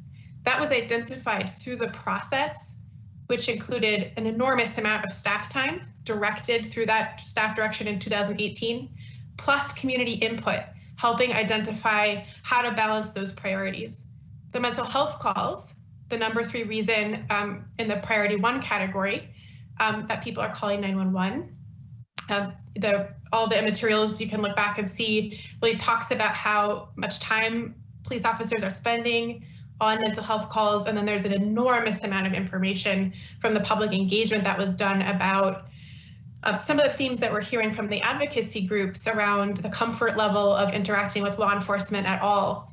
So a lot of the advocacy groups that are contacting us about the mental health want to go farther than our city staff have been comfortable going in the first year of a pilot. So this work was also developed with the input from MPD, from the 911 director, from fire, from all of the departments that were affected, again, attending meeting after meeting after meeting for 2 years. So I just want to really underscore that if we were going to just sort of invent an idea that seems nice to have in some far off future, we shouldn't have directed our staff to spend 2 years analyzing it. And I just want to make sure that we're serious about the actions we take. If we're going to direct staff to do a thing, to do careful analysis, to ask people in our community to volunteer their time, many, many hours coming to speak in front of council, sharing their recommendations, council members shouldn't just ignore all of that work. That work was asked for and intended to inform policy decisions. And council members shouldn't pretend it doesn't exist, because it does. And so the idea that some of these proposals are nice to have things in some far off future doesn't reflect the reality of the careful work that we asked our staff and volunteers from the community to do. So the time to just shift money into a theoretical idea was 2 years ago, but we didn't take that approach. We took the approach of 2 years of careful study and engagement, resulting in these very specific implementation-ready ideas that are ready to implement in 2021. Of the proposals, the mental health pilot is the most complex. We're talking with the county, who already has 911 operators embedded. So this copies a pilot that's happening for suburban Hennepin County. The intention, and Ms. Larson and Mr. Smith can speak to this in detail, is to look at different potential models, a more community-based model, which many of the advocacy organizations are asking for, or a more staff-driven model. So that's why it would be a pilot in that first year for some of the pieces of the mental health approach so we can learn what works best in Minneapolis based off of all of the examples that are already happening in suburban Hennepin County and in cities across the country. And I also wanted to ask Mr. Intermill or folks from finance or the coordinator's office, if you could talk about, can we use one-time money for FTEs? Councilmember, is that a question about this motion or is that a question about the next motion? That's a question that's responding to some of the comments I've heard from council members during this discussion. Okay. Director Intermill, did you want to answer that? Or sure. Coordinator Ruff? Madam Chair, I'd be happy to provide my thoughts and certainly welcome our city coordinator to share his views as well. You know, typically at this time of year, you will hear me say, you know, like a broken record, we need to be using ongoing dollars for ongoing FTEs. I think that over the discussion about various proposals this week, I have heard differing views on sort of the nature of the pilot. Is this a pilot that is intended to launch long-term, which would speak to an ongoing FTE, which would require an ongoing funding source? Or is this a pilot in the sense that we are going to try a discrete body of work in a specific time frame, which would require hiring a temporary FTE? In that second scenario, I have reached out to our human resources department, excuse me, and they've indicated that city civil service rules do allow for hiring temporary FTEs of up to a year. That temporary nature can be extended with agreement from our labor partners, and that those temporary FTEs do accrue benefits. They're eligible for health insurance. They would be covered by the state and the city's safe and sick time ordinances. However, they would not be eligible for vacation or holiday pay. So, you know, if the intent is to hire temporary FTEs, one-time funding would be appropriate. That would be similar to sort of many of the grant arrangements that occur across the enterprise, various departments at various times throughout the year. But best practice for an ongoing FTE would be ongoing funds. You know, again, that is best practice, and I do recognize that in this year of all years, best practice may not be attainable. So those are generally the thoughts from the budget office in terms of alignment of funding with our staffing. Thank you. Councilmember Bender, are you done with your comment for now? Yeah, thank you. Thank you. Councilmember Goodman. Thank you, Madam President. I didn't sign up to respond to anything anyone said. I was just wondering where we're at in terms of the request to separate the various points of this. I'm happy to have an up or down vote, but I think there are a number of pieces of this that I would really want to vote for, but probably not the whole thing, because for me, it's not about whether or not we should or shouldn't do a different mental health response. We absolutely should. And it's not about whether or not I object to moving some things that are currently in the police department to other departments, because I do. It's about how it's funded. And I mean, come on, everyone knows what this is about. This is like semantic game we're playing here. Let's just get to it. Let's either separate or not, vote up, vote down, look at the alternatives, rather than continuing to try to make a point that we can better make in the context of each of these individual issues. So if there's an objection to separation, can we hear that now? Otherwise, I would hope that we would just simply move on to be able to get a vote in before we end the meeting in 55 minutes. I also want to say, since I raised my hand a long time ago, I very much appreciate the memo that Councilmember Fletcher said, followed by Council President Bender's pointing out all of the previous actions that have happened to support the policy direction that the council has taken almost unanimously. I read through everything that I was sent. I thought it was a really good analysis, and I don't think anyone on the council at this moment objects to these early but important changes that we want to make. I think there's a lot of unanimity surrounding that. And so it's really just a question of how it's going to be funded. And there's a difference of opinion about that. And we've all talked about that over the past week in individual conversations. So just trying to pull us together here to get to the point where we can either have on this up or down or separate it and play it out. I'm hoping we can get to that vote today. Thank you, Madam. Yes, thank you. I do want to point out, so there's been a request to separate. Those are usually honored. I have more things to say. I realize I put myself in queue and then didn't call on myself, but Councilmember Gordon, you've put some things in the chat, but I think that if you want to, does anybody here want to object to separating this? Andrew Johnson, my understanding, and speak up if I'm misunderstanding you, made a request to separate. My only question is how we vote on number 1, which outlines all the decreases, and then because all the other items are increases. And so separating them, it isn't as neat and tidy as if it was laid out differently. It would be interesting to get a poll of my colleagues on who would fund what, irregardless of source, right? So the number 2, I think, is the mental, it's not in front of me, but mental health responders. Who likes the idea without knowing the source? That would be interesting, because how could we vote to increase the expense? Micah would have a fit. Increase the expense budget in the health department without saying where we're getting it from.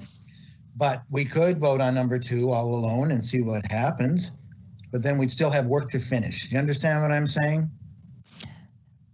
I do, Councilmember.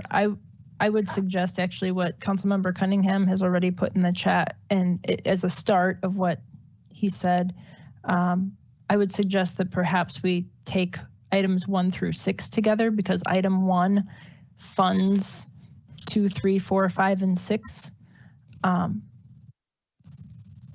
And Mr. Carl, you said that you seemed to want to say something and then said, never mind. How would you, does that sound appropriate from your perspective, that we could perhaps take the first part of this motion, which would be 1 through 6, we could have any questions or thoughts around it and then take a vote on it? Madam Chair, I was only going to offer that yes, a question can be divided. I did consult with the budget director offline. It appears that items 1 through 6, as Councilmember Cunningham has suggested, are related. Part 1 is basically grabbing the money and reallocating it to components 2, 3, 4, 5, and 6. Item number 7 is a self-contained item that grabs certain funds and reallocates them. Item number 8 is a separate proposition. 9 and 10 go together, and item 11 is separate. So it breaks down in my review, confirmed with the budget director, that there are 5 distinct proposals that have been bundled together as one motion.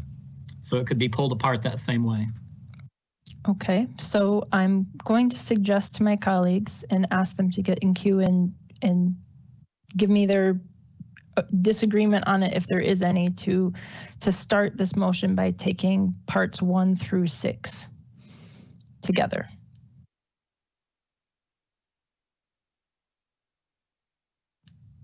Councilmember Schrader.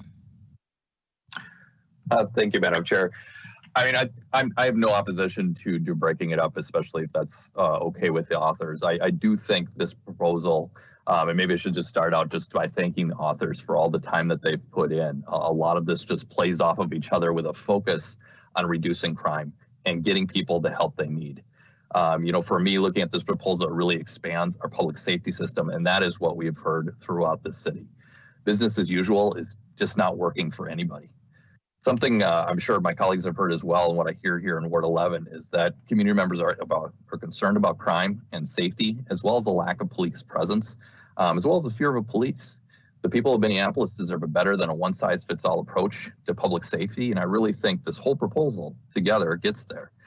We should always be sending the best trained responders to any given situation, and changes like this will free up our police and deal with the most urgent, serious crime right now.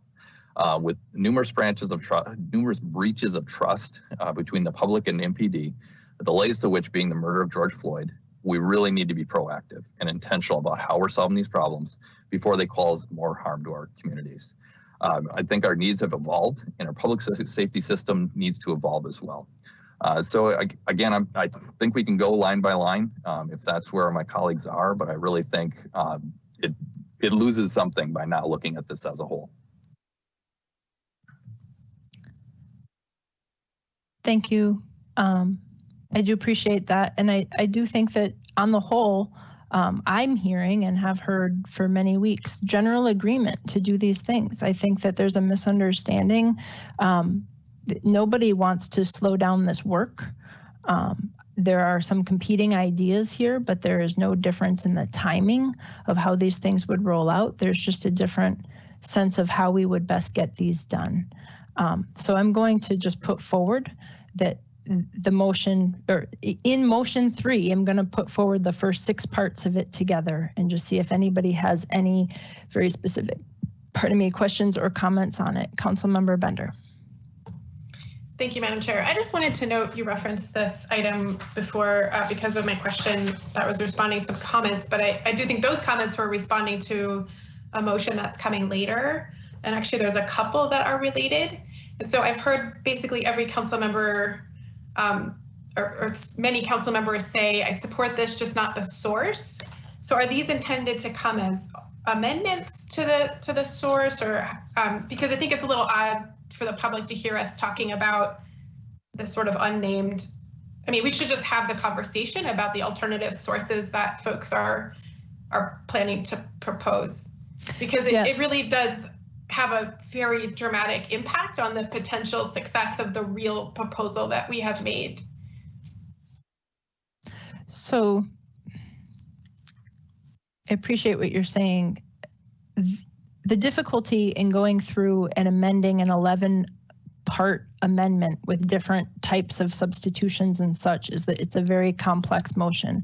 Given that we're all in a very distributed environment, that seems relatively difficult to achieve. It's not just swapping one piece out for another. I was specifically referring to what you just talked about, which was what items 1 through 6, which has the source that it looks like the other amendments are looking to essentially amend, as referenced by 7 council members during this conversation. Right. So I think we need to stay on the motion at hand, which sort of precludes us from talking about everything together, though I would love to talk about everything together. The alternative here in parts 1 through 6 is to instead create a fund that does not slow down the timing of implementation of these ideas for recommendations that come out of the 911 MPD work group, that includes recommendations that might come out of our efforts with the Department of Human Rights, and it doesn't take away from or specifically name other public safety ideas that might be coming from the public or the community over this year of listening to community and community engagement that we've promised. So some of the things that I've heard named in conversation here was a concern with race equity analysis, which is something that comes back when things come back through our council cycle in a council process, is a formal race equity look at how things, at how new programs that we implement would be done. And while we appreciate that there's been race equity work in some pieces of this process, we haven't looked at it as a whole. And there is just general concern about if things are ready.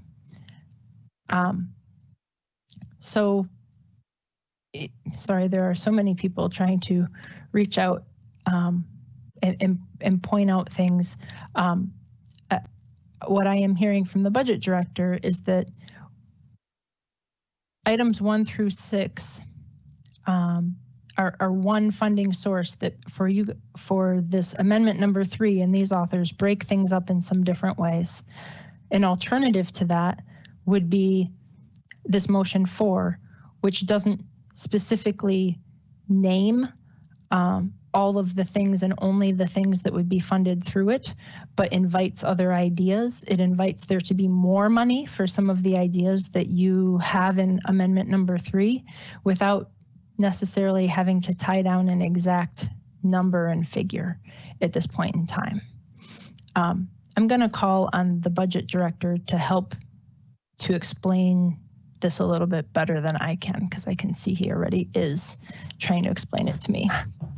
Thank you, Madam Chair. So I think that from my standpoint and in brief conversation with our city clerk, it would be appropriate to combine items 1 through 6 of this amendment 3 that's before you right now, and compare those against the amendment number 4, the Palmisano-Jenkins amendment that is next in queue.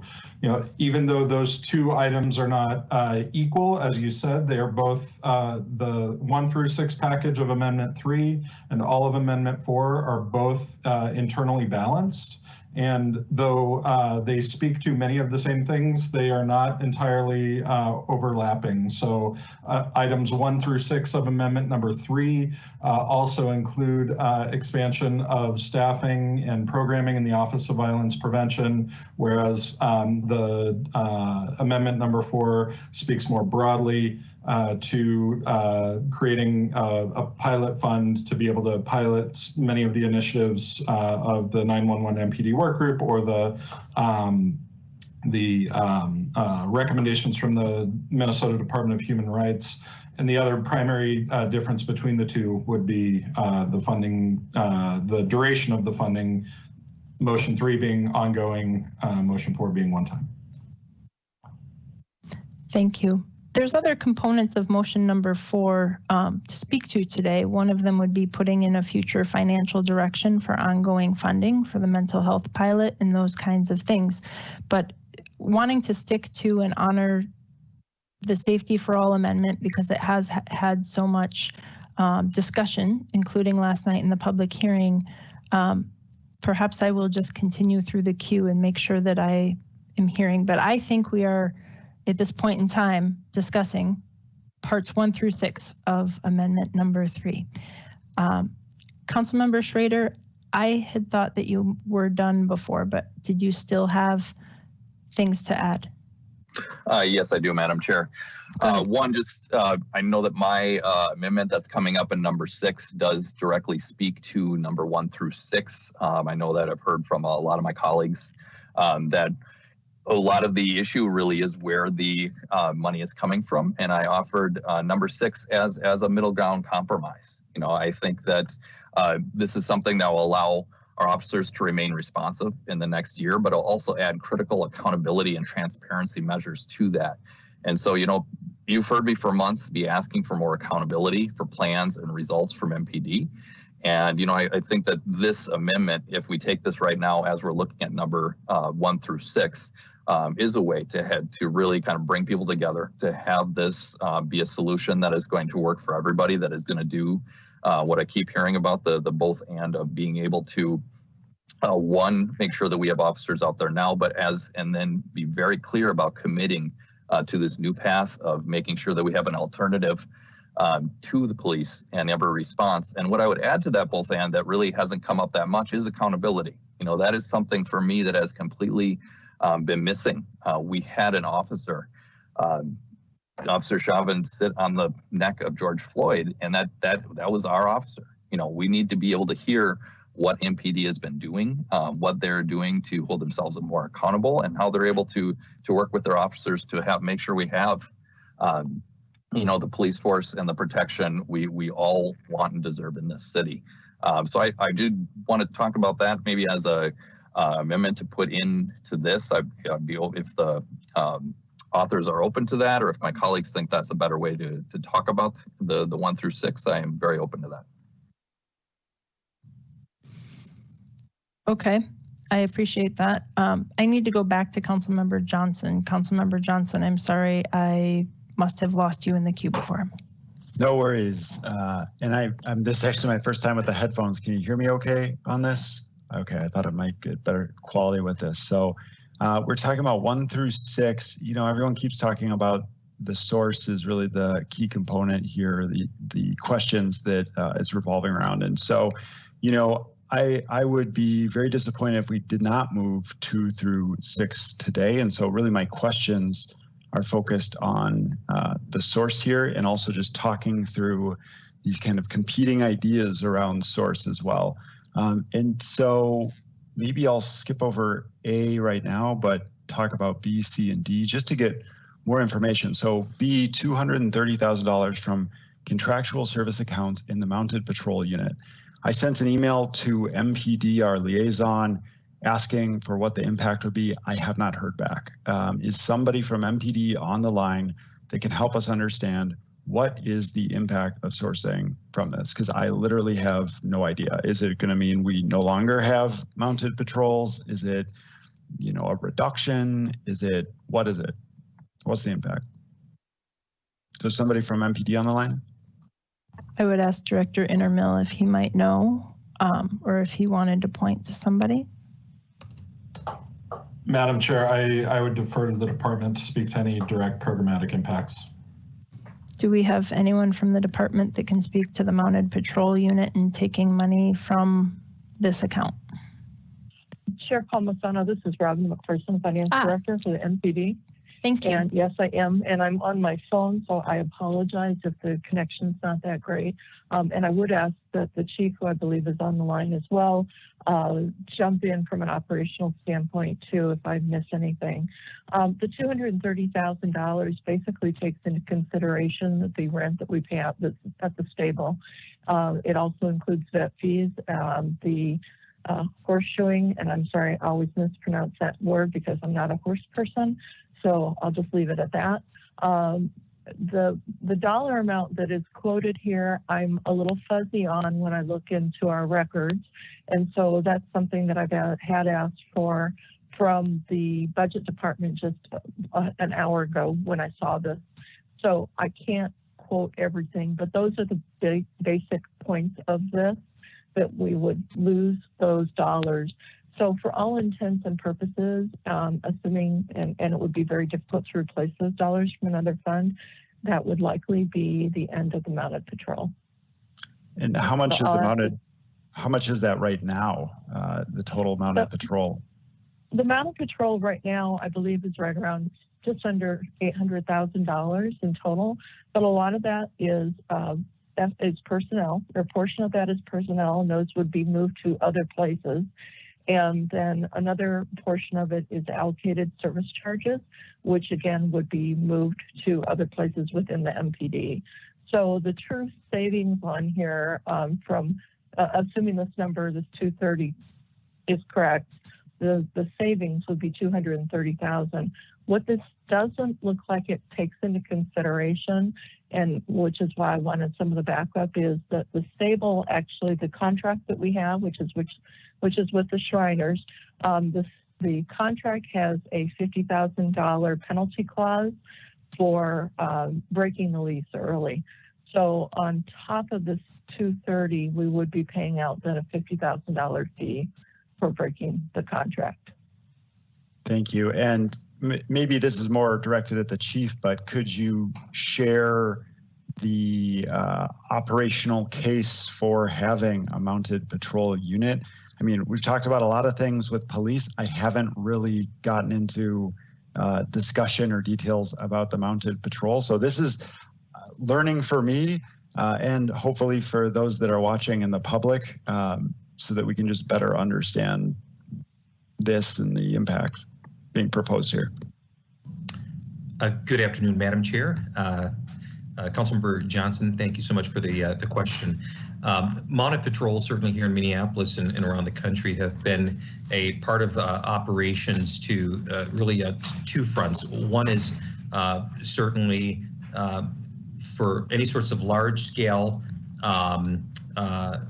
events, as well as disturbances. The research has shown that Mounted Patrol officers are able to move crowds, massive crowds, oftentimes more effectively than having larger amounts of officers on the ground. 6 mounted patrol officers and their horses can certainly move and direct crowds oftentimes more effectively than, and also obviously it's resource intensive if you have to have 100+ officers to do that. We've used them in everything from aquatennial parades to demonstrations and what have you. We've also used them in terms of public relations too.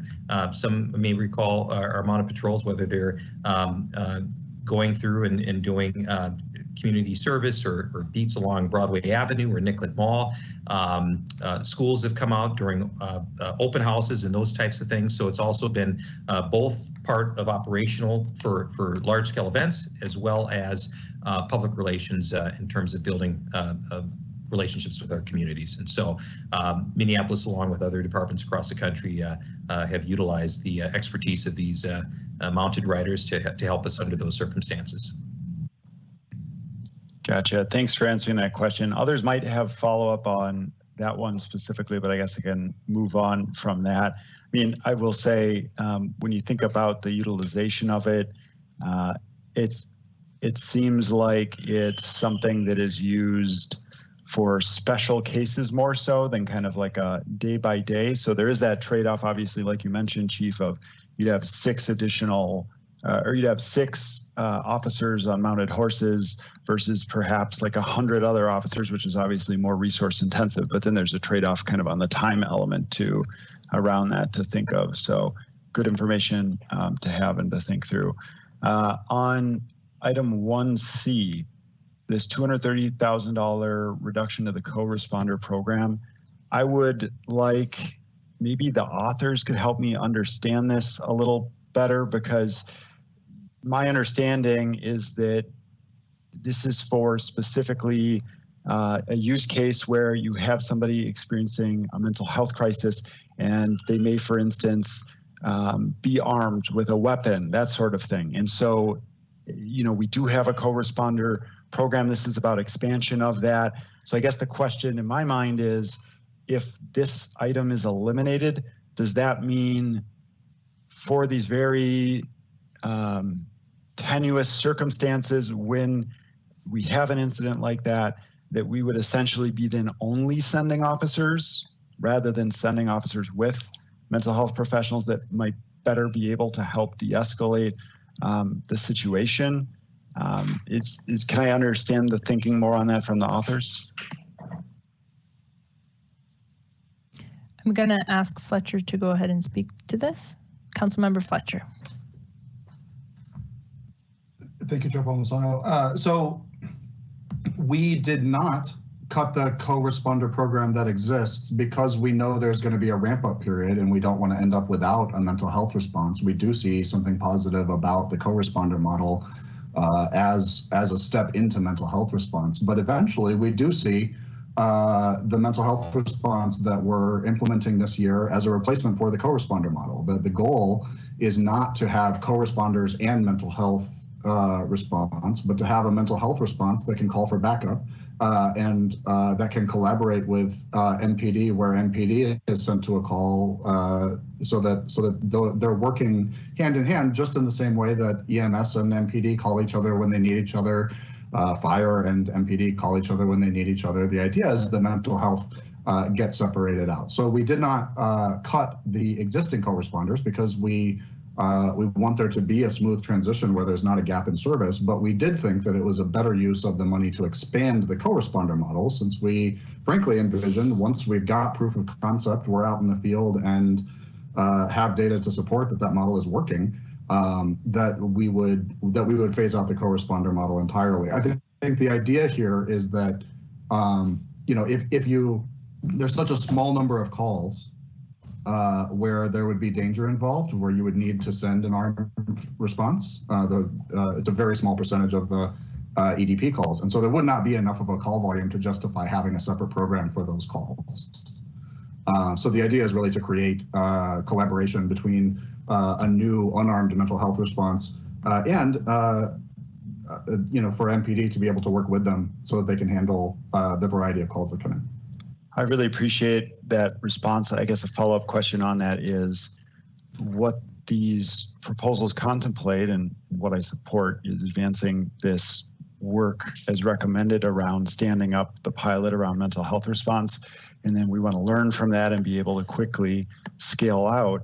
Can you help me understand or kind of talk through what would that look like between this pilot, which is going to be limited in terms of its time and ability to do that coverage, right? I believe there's some limits around coverage from the pilot versus that longer term where once we have fully expanded, rolled out citywide 24/7 coverage, that then we have that kind of piece you talked about where mental health responders can sync up with officers separately. Am I thinking about that right? I saw you shaking your head. So just to talk through that and help me understand and the public understand as we're, helping describe this would be great. Sure, happy to clarify. So there was a presentation at the Public Health and Safety Committee where they proposed a more modest version of the pilot that would be more limited hours. And what we realized as we looked at what kind of data would we gather and how valuable would that experiment be, we realized that it made more sense to roll out in a more comprehensive way, because one of the things that we wouldn't capture, for example, is that we know there's some population of people who currently do not call 911 because they're not wanting to invite an armed law enforcement response. And if we said only some of the calls are going to get the pilot at some times of day and it was hard to keep track of, we think those folks would still not call 911. So we wouldn't get an accurate representation of how the program would actually work. And so the decision was made, and what we've proposed in our funding is something that gets 2 mobile mental health teams per shift. And so and has 24/7 coverage. And so that's actually a very comprehensive program. We think that in most cases, that's going to be enough. Certainly, if 4 incidents happen right at the same time, that would create some overflow that MPD or other responders would need to backstop. But that's a staffing level that we think actually might be adequate. And one of the learnings from the pilot will be, is it adequate, or do we need to actually have a 3rd team on one shift or more or less? So that's part of the learning, but this is actually a fairly comprehensive implementation, and it is not intended to be time limited. It is intended to be implemented with continuous evaluation and learning and adjustment. But we are not viewing this as a pilot that we would do for a limited amount of time and then stop and evaluate and then roll it back out. We think this is something that the public has been asking for, that we've been studying, that it's time to get it going.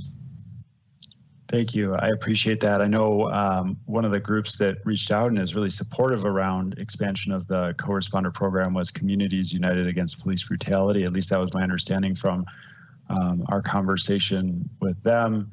They've done a lot of research in this field. And so when I saw this on here, I got to say it gave me pause because of that, because there have been advocates really for these kind of alternative responses. And I know that kind of came out of those conversations I had with them.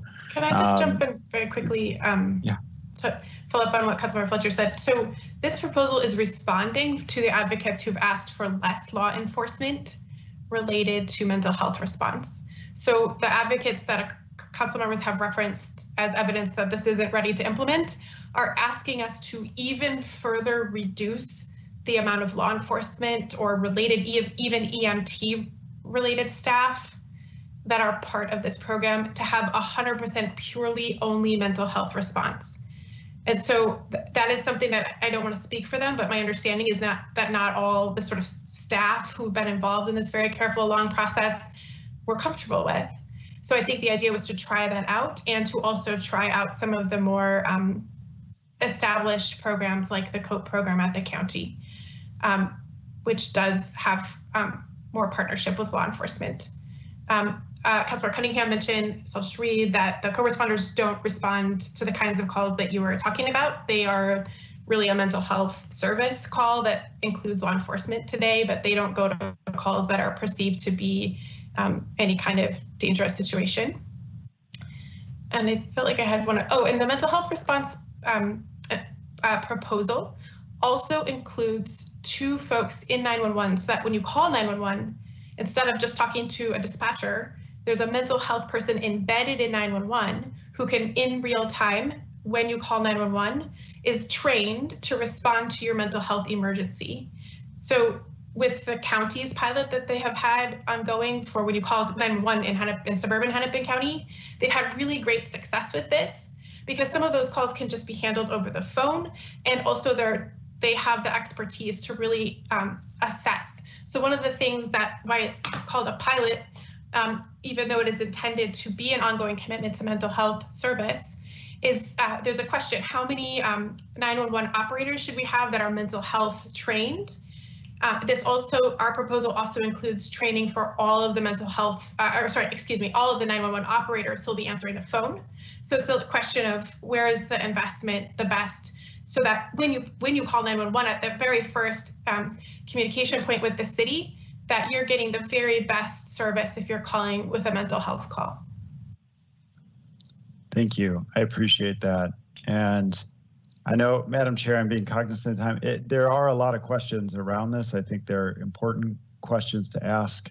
I could try to just focus on A now, or I do want to speak to D as well, though. And I just want to be cognizant of time, too, because I know that others are interested in chatting, and I don't want to go on for 30 minutes straight. So any advice? I'm happy to step back and then circle back, let others ask questions. I have Councilmember Gordon, Fletcher, and Bender in queue. If you want to take yourselves out of queue because you have been speaking in response to some of these questions, please go ahead in the chat. But I'm going to just ask that we get through your questions, Councilmember Johnson. So I would say go ahead and finish. Thank you. So for item 1D around this early intervention system, this is one of these ones where, it all comes down to how it is executed and the details of this, because it is a good idea to have good data going into a system for identifying problematic behavior of officers, being able to intervene and hold them accountable. And it all comes down to, though, do you have good data going in? And is there accountability? And so, if done right, this can be a very valuable tool. And so I guess, in this moment where having data on officer behavior is important, and, the chief is asking for this, I guess I'd like to hear maybe the chief's vision around this and how he can respond to some of those kind of concerns around, can this be properly done? And then would love to hear from the authors on their take around the EIS system and why this is a specific source in here and why they don't think this is ready for this year, or given the other things, it's worth the trade-off. Go ahead, Chief. Yes. Chair Palmisano, Councilmember Johnson. EIS, obviously early intervention system, is certainly something that I advocate for, and certainly want to make sure that we have this performance management tool at our disposal.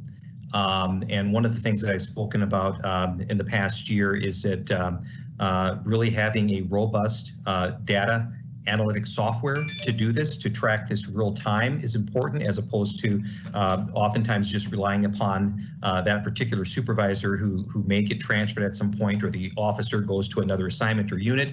But I will also say that one of the reasons why the industry has found that it's helpful is when it's not necessarily attached to discipline or the perception of discipline. This is a performance management tool.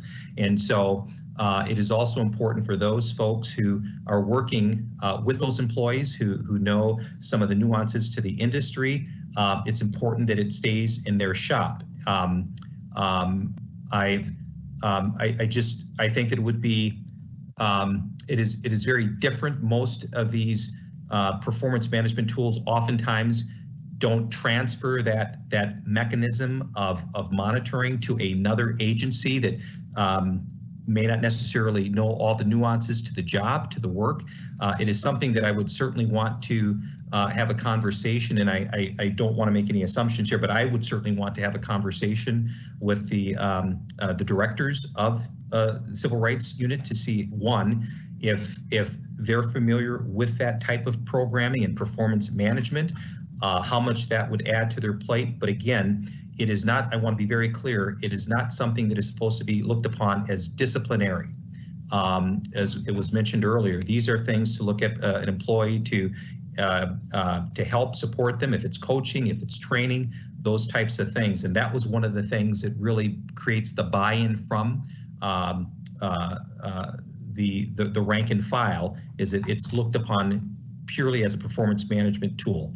And so I have not had conversations, obviously, with our in-depth conversations with the civil rights folks to see, one, if that is something that they'd be able to take on, the capacity to do that. And I would still, again, I would have some caution about transferring that from the police department if we are the ones who are supposed to be monitoring that performance management, and then the perception that it could be viewed as disciplinary when it's truly about enhancing employee performance. I hope that's helpful. Thanks, Chief. That's helpful, and I appreciate the correction on the, or clarification on the intent around it. I would love to hear from the authors around their thoughts on the EIS and where this falls as kind of a priority or non-priority. This is a little unusual in that we're asking the authors to respond to these questions, despite there being a queue for other things. But I think this is the best way to do it. I see Councilmember Cunningham and/or Fletcher wanting to respond to that. Go ahead. Yes, I'll just briefly say that this item actually creates 2 FTE in the Office of Police Conduct Review. It does not move the EIS to the Civil Rights Department to do so, but I will pass it over to Councilmember Fletcher as well. And I will just note that these new positions will be focused on hiring multilingual investigators that are desperately needed in the Office of Police Conduct Review. But I will turn it over to Councilmember Fletcher to see if there's anything that I missed in that or misspoke. Thank you, Councilmember. I'll be brief. I think in looking at this, it feels like something that we probably should get to eventually. I think it may actually be something that we see as part of the work ahead on accountability that I know will be both in relationship to Councilmember Gordon's ongoing work, the Department of Human Rights ongoing work. And so I think that as we have better data and as we have better systems in place, we can have more confidence that a system like this can work. I think in the meantime, we have some much more urgent disciplinary and oversight gaps to fill. And so it made sense to give OPCR the investigators that they need in the short term. And I actually think that this is something we'd probably support in future years. I don't think that we're ready to take full advantage of it yet. Until we have more of, like you said, the accountability and discipline in place, that I think we've gotten a lot of community feedback that they want to see improved. Thank you, Councilmember Fletcher. And, I'm asking these questions publicly because I think it's really important. A lot of people are paying attention, they're watching what we're doing, and there's a lot of detail in this proposal, which, by the way, speaks to how the authors put months into this. And I think this really deserves discussion and kind of expanding some of these, because when you see just a little line item that says eliminating the early intervention system or the contractual service accounts in mounted patrol, it's like, what's the impact that could potentially have? What's the thinking around it? I think that's important to have that publicly out here in this really consequential moment. And then finally, just on, I know I saved it for last because I think it's probably the biggest topic, but item 1A, this idea of $500,000 from overtime within MPD. I know there's literally 2 different amendments. Councilmember Schrader spoke to his around that. I know that there's maybe not a perfect translatable amendment, but a related amendment that Councilmember Palmisano has. There's this news that came out today around the philanthropic community saying, hey, we're setting aside $5 million as well. And kind of, it sounds like maybe the expectation is without any cuts to police. I don't know if that's a contingent thing. And so maybe there's somebody from the mayor's office that could, or who's been involved in those conversations that could speak to that. But I guess what I'm getting at is that I think a lot of my colleagues recognize that there is going to be a need for more overtime than what we have had in the budget historically, given the attrition issues that we face and being down a pretty significant number of officers over the last 6 months. The chief has certainly had to leverage overtime. He's gone over budget on overtime. So I think there's a recognition there's going to be more use of that overtime.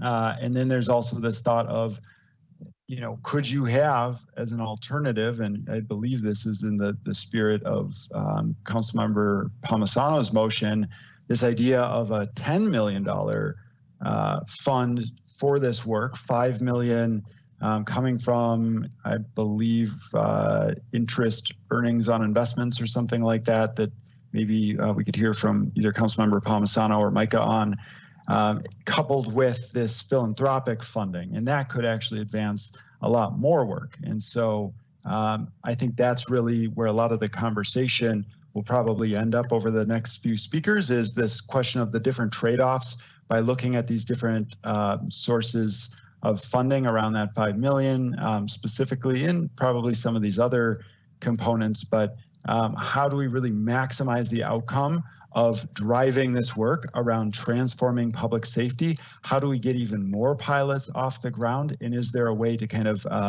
achieve this both and in better fashion through some of these different ideas around the sources? So I want to throw that out there. And I guess, Madam Chair, whoever should speak on that, whether it's Micah on the details around kind of your thinking on that. I think we need to probably hear from somebody involved in the conversations with these outside private commitments of $5 million plus and kind of what the intents are, their intentions, and how that's accessed and what that looks like structurally and those kind of pieces as well. That would be great if this were just an open discussion. I hear you and would like to be able to put all of these pieces together, because I know that people are all excited about this work. It's just a difference it is a difference in large part about the funding. I want to point out that the clerk is reminding me to please call a 15-minute warning before we need to adjourn. Next in queue, we have Councilmember Gordon, Fletcher, Bender, and then Cunningham. And after that, I think we're probably going to need to adjourn without actually voting on this today. I want to also point out that something suggested to me by the clerk this morning when we were having trouble ordering these amendments and coming up with a good flow of conversation, is he suggested that we should be prepared to reserve Monday afternoon for further budget markup. There's a very long council meeting tomorrow, and then there's budget markup in the afternoon. Right now, there are no public meetings on Monday afternoon officially. It might require some individual adjustments. But I'm going to suggest we just keep going through the queue here, and then maybe discuss with the authors that maybe we pivot to some of the less controversial items, because there are quite a few other amendments here, and get as much done as possible, and then plan to spend Monday afternoon finishing deep dive into these public safety amendments, because there are a lot of details in this, and people do deserve to know.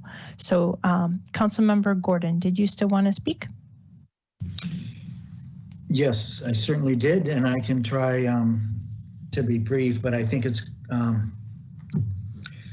clear we're not necessarily going to get to the right place on this motion number 3, or a place where we can make a really good decision. And so I was more interested in maybe teeing up the process, or looking at that, of course, having Andrew Johnson go into detail on so many issues, it did get me pretty excited about talking more about the earlier intervention system, what we tried to accomplish in 2006, and also the DOJ report in 2015 that called for this system to be set up. And then in 2019, when we were almost ready and we had budgeted to actually hire staff to implement it along the way. So I remain convinced it's a good idea, and it's a good idea that will work outside of the police department much better than within it. And I'll probably be sending you all some more information you can look over. I already did send you a reference to the Department of Justice report we got in 2015. I may have referenced the wrong page number, but you can find it in the presentation. What I'm more curious about, and maybe it's a little bit more what Councilmember Goodman is after, is where do we actually have our consensus to move forward? It sounds like there are lots of people who are very excited about number 2, number 3, maybe all the way to number 6, but they are more concerned about the funding source. And it seems like unless we can be frank and open with each other in committee more to understand where we're at, I mean, that would really help us if people could just weigh in, almost like we could get a straw poll. I was hearing that we didn't have 7 votes to do motion 3 in the comments that I was getting and the assumptions that I make about you. And I try to be pretty good at vote counting about these things, but I was hearing we might have support if the funding source changed. Thank you, Councilmember Goodman, for being really clear about that. So we have 2 proposals piled up later in 4 and 6 about the funding source. It would really be great if Council members Cunningham, Fletcher, Bender, Palmisano, and Schrader could get together sometime to see if they could agree on a funding source to come back with a proposal with us that would also outdo some of the specifics laid out in motion 3 that it seems like we have pretty good consensus around. So I would have gone to the trouble of maybe moving to table this, but I'm not sure if we have to because we're going to run out of time. I don't really want to necessarily filibuster this. I will say, to be a role model, I was very comfortable with, and I think the $5 million is where we're mostly concerned, if I'm hearing from folks correctly and seeing the 2 motions that are coming up. I am willing to look at alternative funding sources to accomplish those goals. I am open and receptive to both 4 and 6. I don't really want it to be a vague thing that we're going to create, though, where we won't actually know that we're taking any steps and there isn't any clear direction going forward. So my offer or my position would be give us some of the detailed outcomes that we're looking for in number 3, and I'll try to be open-minded about where we get the $5 million from. I'd love to hear others be as clear about that as I just was. Thank you. I think there is general interest and agreement in working together here. And I do think that part of my interest in saying let's take up some of the less controversial items tomorrow is not just knowing we'll be through a very long day tomorrow, but knowing that maybe that adds some time to have people come together on here and to have something that's better than we've been able to get out here in just 9 more minutes or anything like that. So I will reserve that and try to create a conversation that doesn't deliberately violate open meeting law and find a way to regroup. Councilmember, here's who I have in queue. Actually, I will put it up.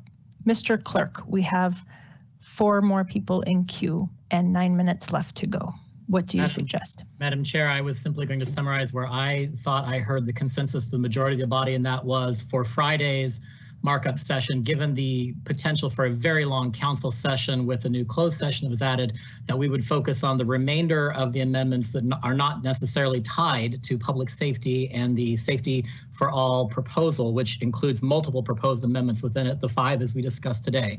So be prepared for tomorrow that whenever we can get the budget markup session set and going, we would start with the other amendments and put the safety for all and associated proposals at the end of that meeting. If we need to reserve time, the clerk can pull calendars between tonight and tomorrow to see whether or not it is determinative to get a further markup session available for Monday, should that time be needed. May not be needed, but just in case, so we have that overflow to give us some comfort, and that perhaps working with the budget office, the clerks could reorder or renumber and repackage what was brought forward today as community safety for all into those major 5 groupings that we discussed when Councilmember Johnson requested that it be divided, so that we have those divided but related, so that we can either restructure them into one if that's the pleasure of the body, or we can keep them separated and consider them as individual separate things, knowing, as Councilmember Gordon has suggested, the funding source seems to be the primary focus, and so that gives council members a chance to really focus on the funding source as opposed to the reallocation towards actual operating programs, if that meets the consensus of a majority of the body. Yep. Mr. Clerk, should we,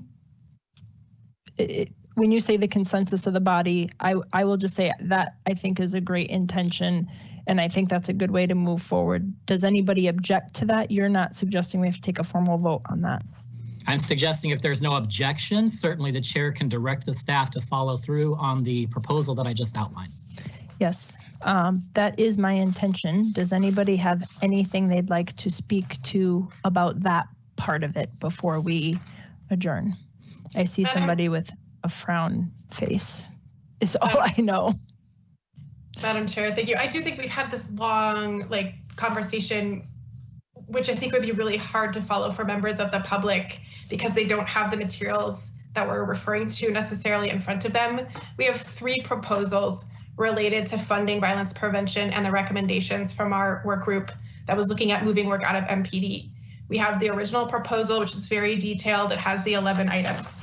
We have an amendment by Councilmember Palmisano, which would take all of that and shift to one-time only sources and reduce the total amount of spending. That doesn't have the level of specificity. So I would, of course, want to know when we talk about it, how and who would decide which things would move forward, because there's not enough money to cover them and it wouldn't be able to be used for the FTEs that we've proposed. And we have an amendment from Councilmember Schrader that would substitute one-time funds for the proposed doubling of MPD overtime in the budget. So it would use one-time funds for the additional increased overtime, and it would maintain all of the investments that we have included in the original proposal. And I didn't mean to editorialize. I hope that was fair. I do think it's important for people to understand, especially because there's been so many comments that say we all agree. There are places of disagreement that will have very real impacts on our ability to implement the programs that we have proposed, and will have even more impact on the staff that we have repeatedly asked to step up and do more with no more staff. I have deep concerns about the idea that we can continue to ask 2 staff in the Office of Violence Prevention to manage all of this work without any additional FTEs. So the FTEs in this proposal are a really critical piece of this.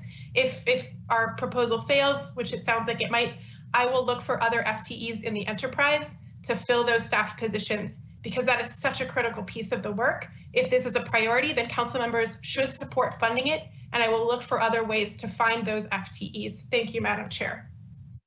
Thank you, Council President. It seems that we really should get together and speak, because I would be remiss not to say that that would be a significant mischaracterization of the amendment that we haven't even had a chance to really get out there and to share about, because I've wanted to stay focused on all of the hard work here. We only have a few minutes left to go. I do plan, as long as nobody objects to our trying to get this together to create a more cohesive whole and some options over the weekend, I would propose that we go ahead and do as Mr. Carl outlined, and have the clerk's office suggest how we proceed on Friday in a way with the other amendments that aren't tied to this, and for us all to come back on Monday after having some discussions between the authors of amendment number 3 and amendment number 4. Thank you. I think we're going to adjourn without action on this specific item. Mr. Carl, is there anything we need to do to formally do that? Do we have to table it temporarily? No, Madam Chair, this meeting ends. We pick up tomorrow afternoon at 1:30 or after 1:30 as soon as we have finished with the official meeting of the full City Council for a continuation of budget markup. With the direction you've just given, my staff and I will also work with policymakers to see about time that we can hold on Monday afternoon should it be necessary. It may not be. I don't want to confirm we're going to meet on Monday, but it may be necessary. And that these materials that were available for today are linked through today's agenda. My suggestion was that we repackage them in a way that makes sense for tomorrow's markup session so that we can proceed in an orderly manner as we did today. Thank you, Mr. Clerk. We will close this Budget Committee meeting. Councilmember Gordon, did you want to have the last word here? I see you put yourself into queue here. Not necessarily. I just got thoroughly confused. So are you saying that the funding source in motion 4 is ongoing funding? Councilmember Gordon, it is a one-time funding with a financial projection in years 2 through 5 that has space in it for mental health co-responders and other recommendations coming from the work group. I can't adequately summarize all of Amendment 4 in 90 seconds here, so let's save that for another time. But I look forward to that conversation. Thank you. Thank you all. This committee is adjourned for today, and I'll see you tomorrow.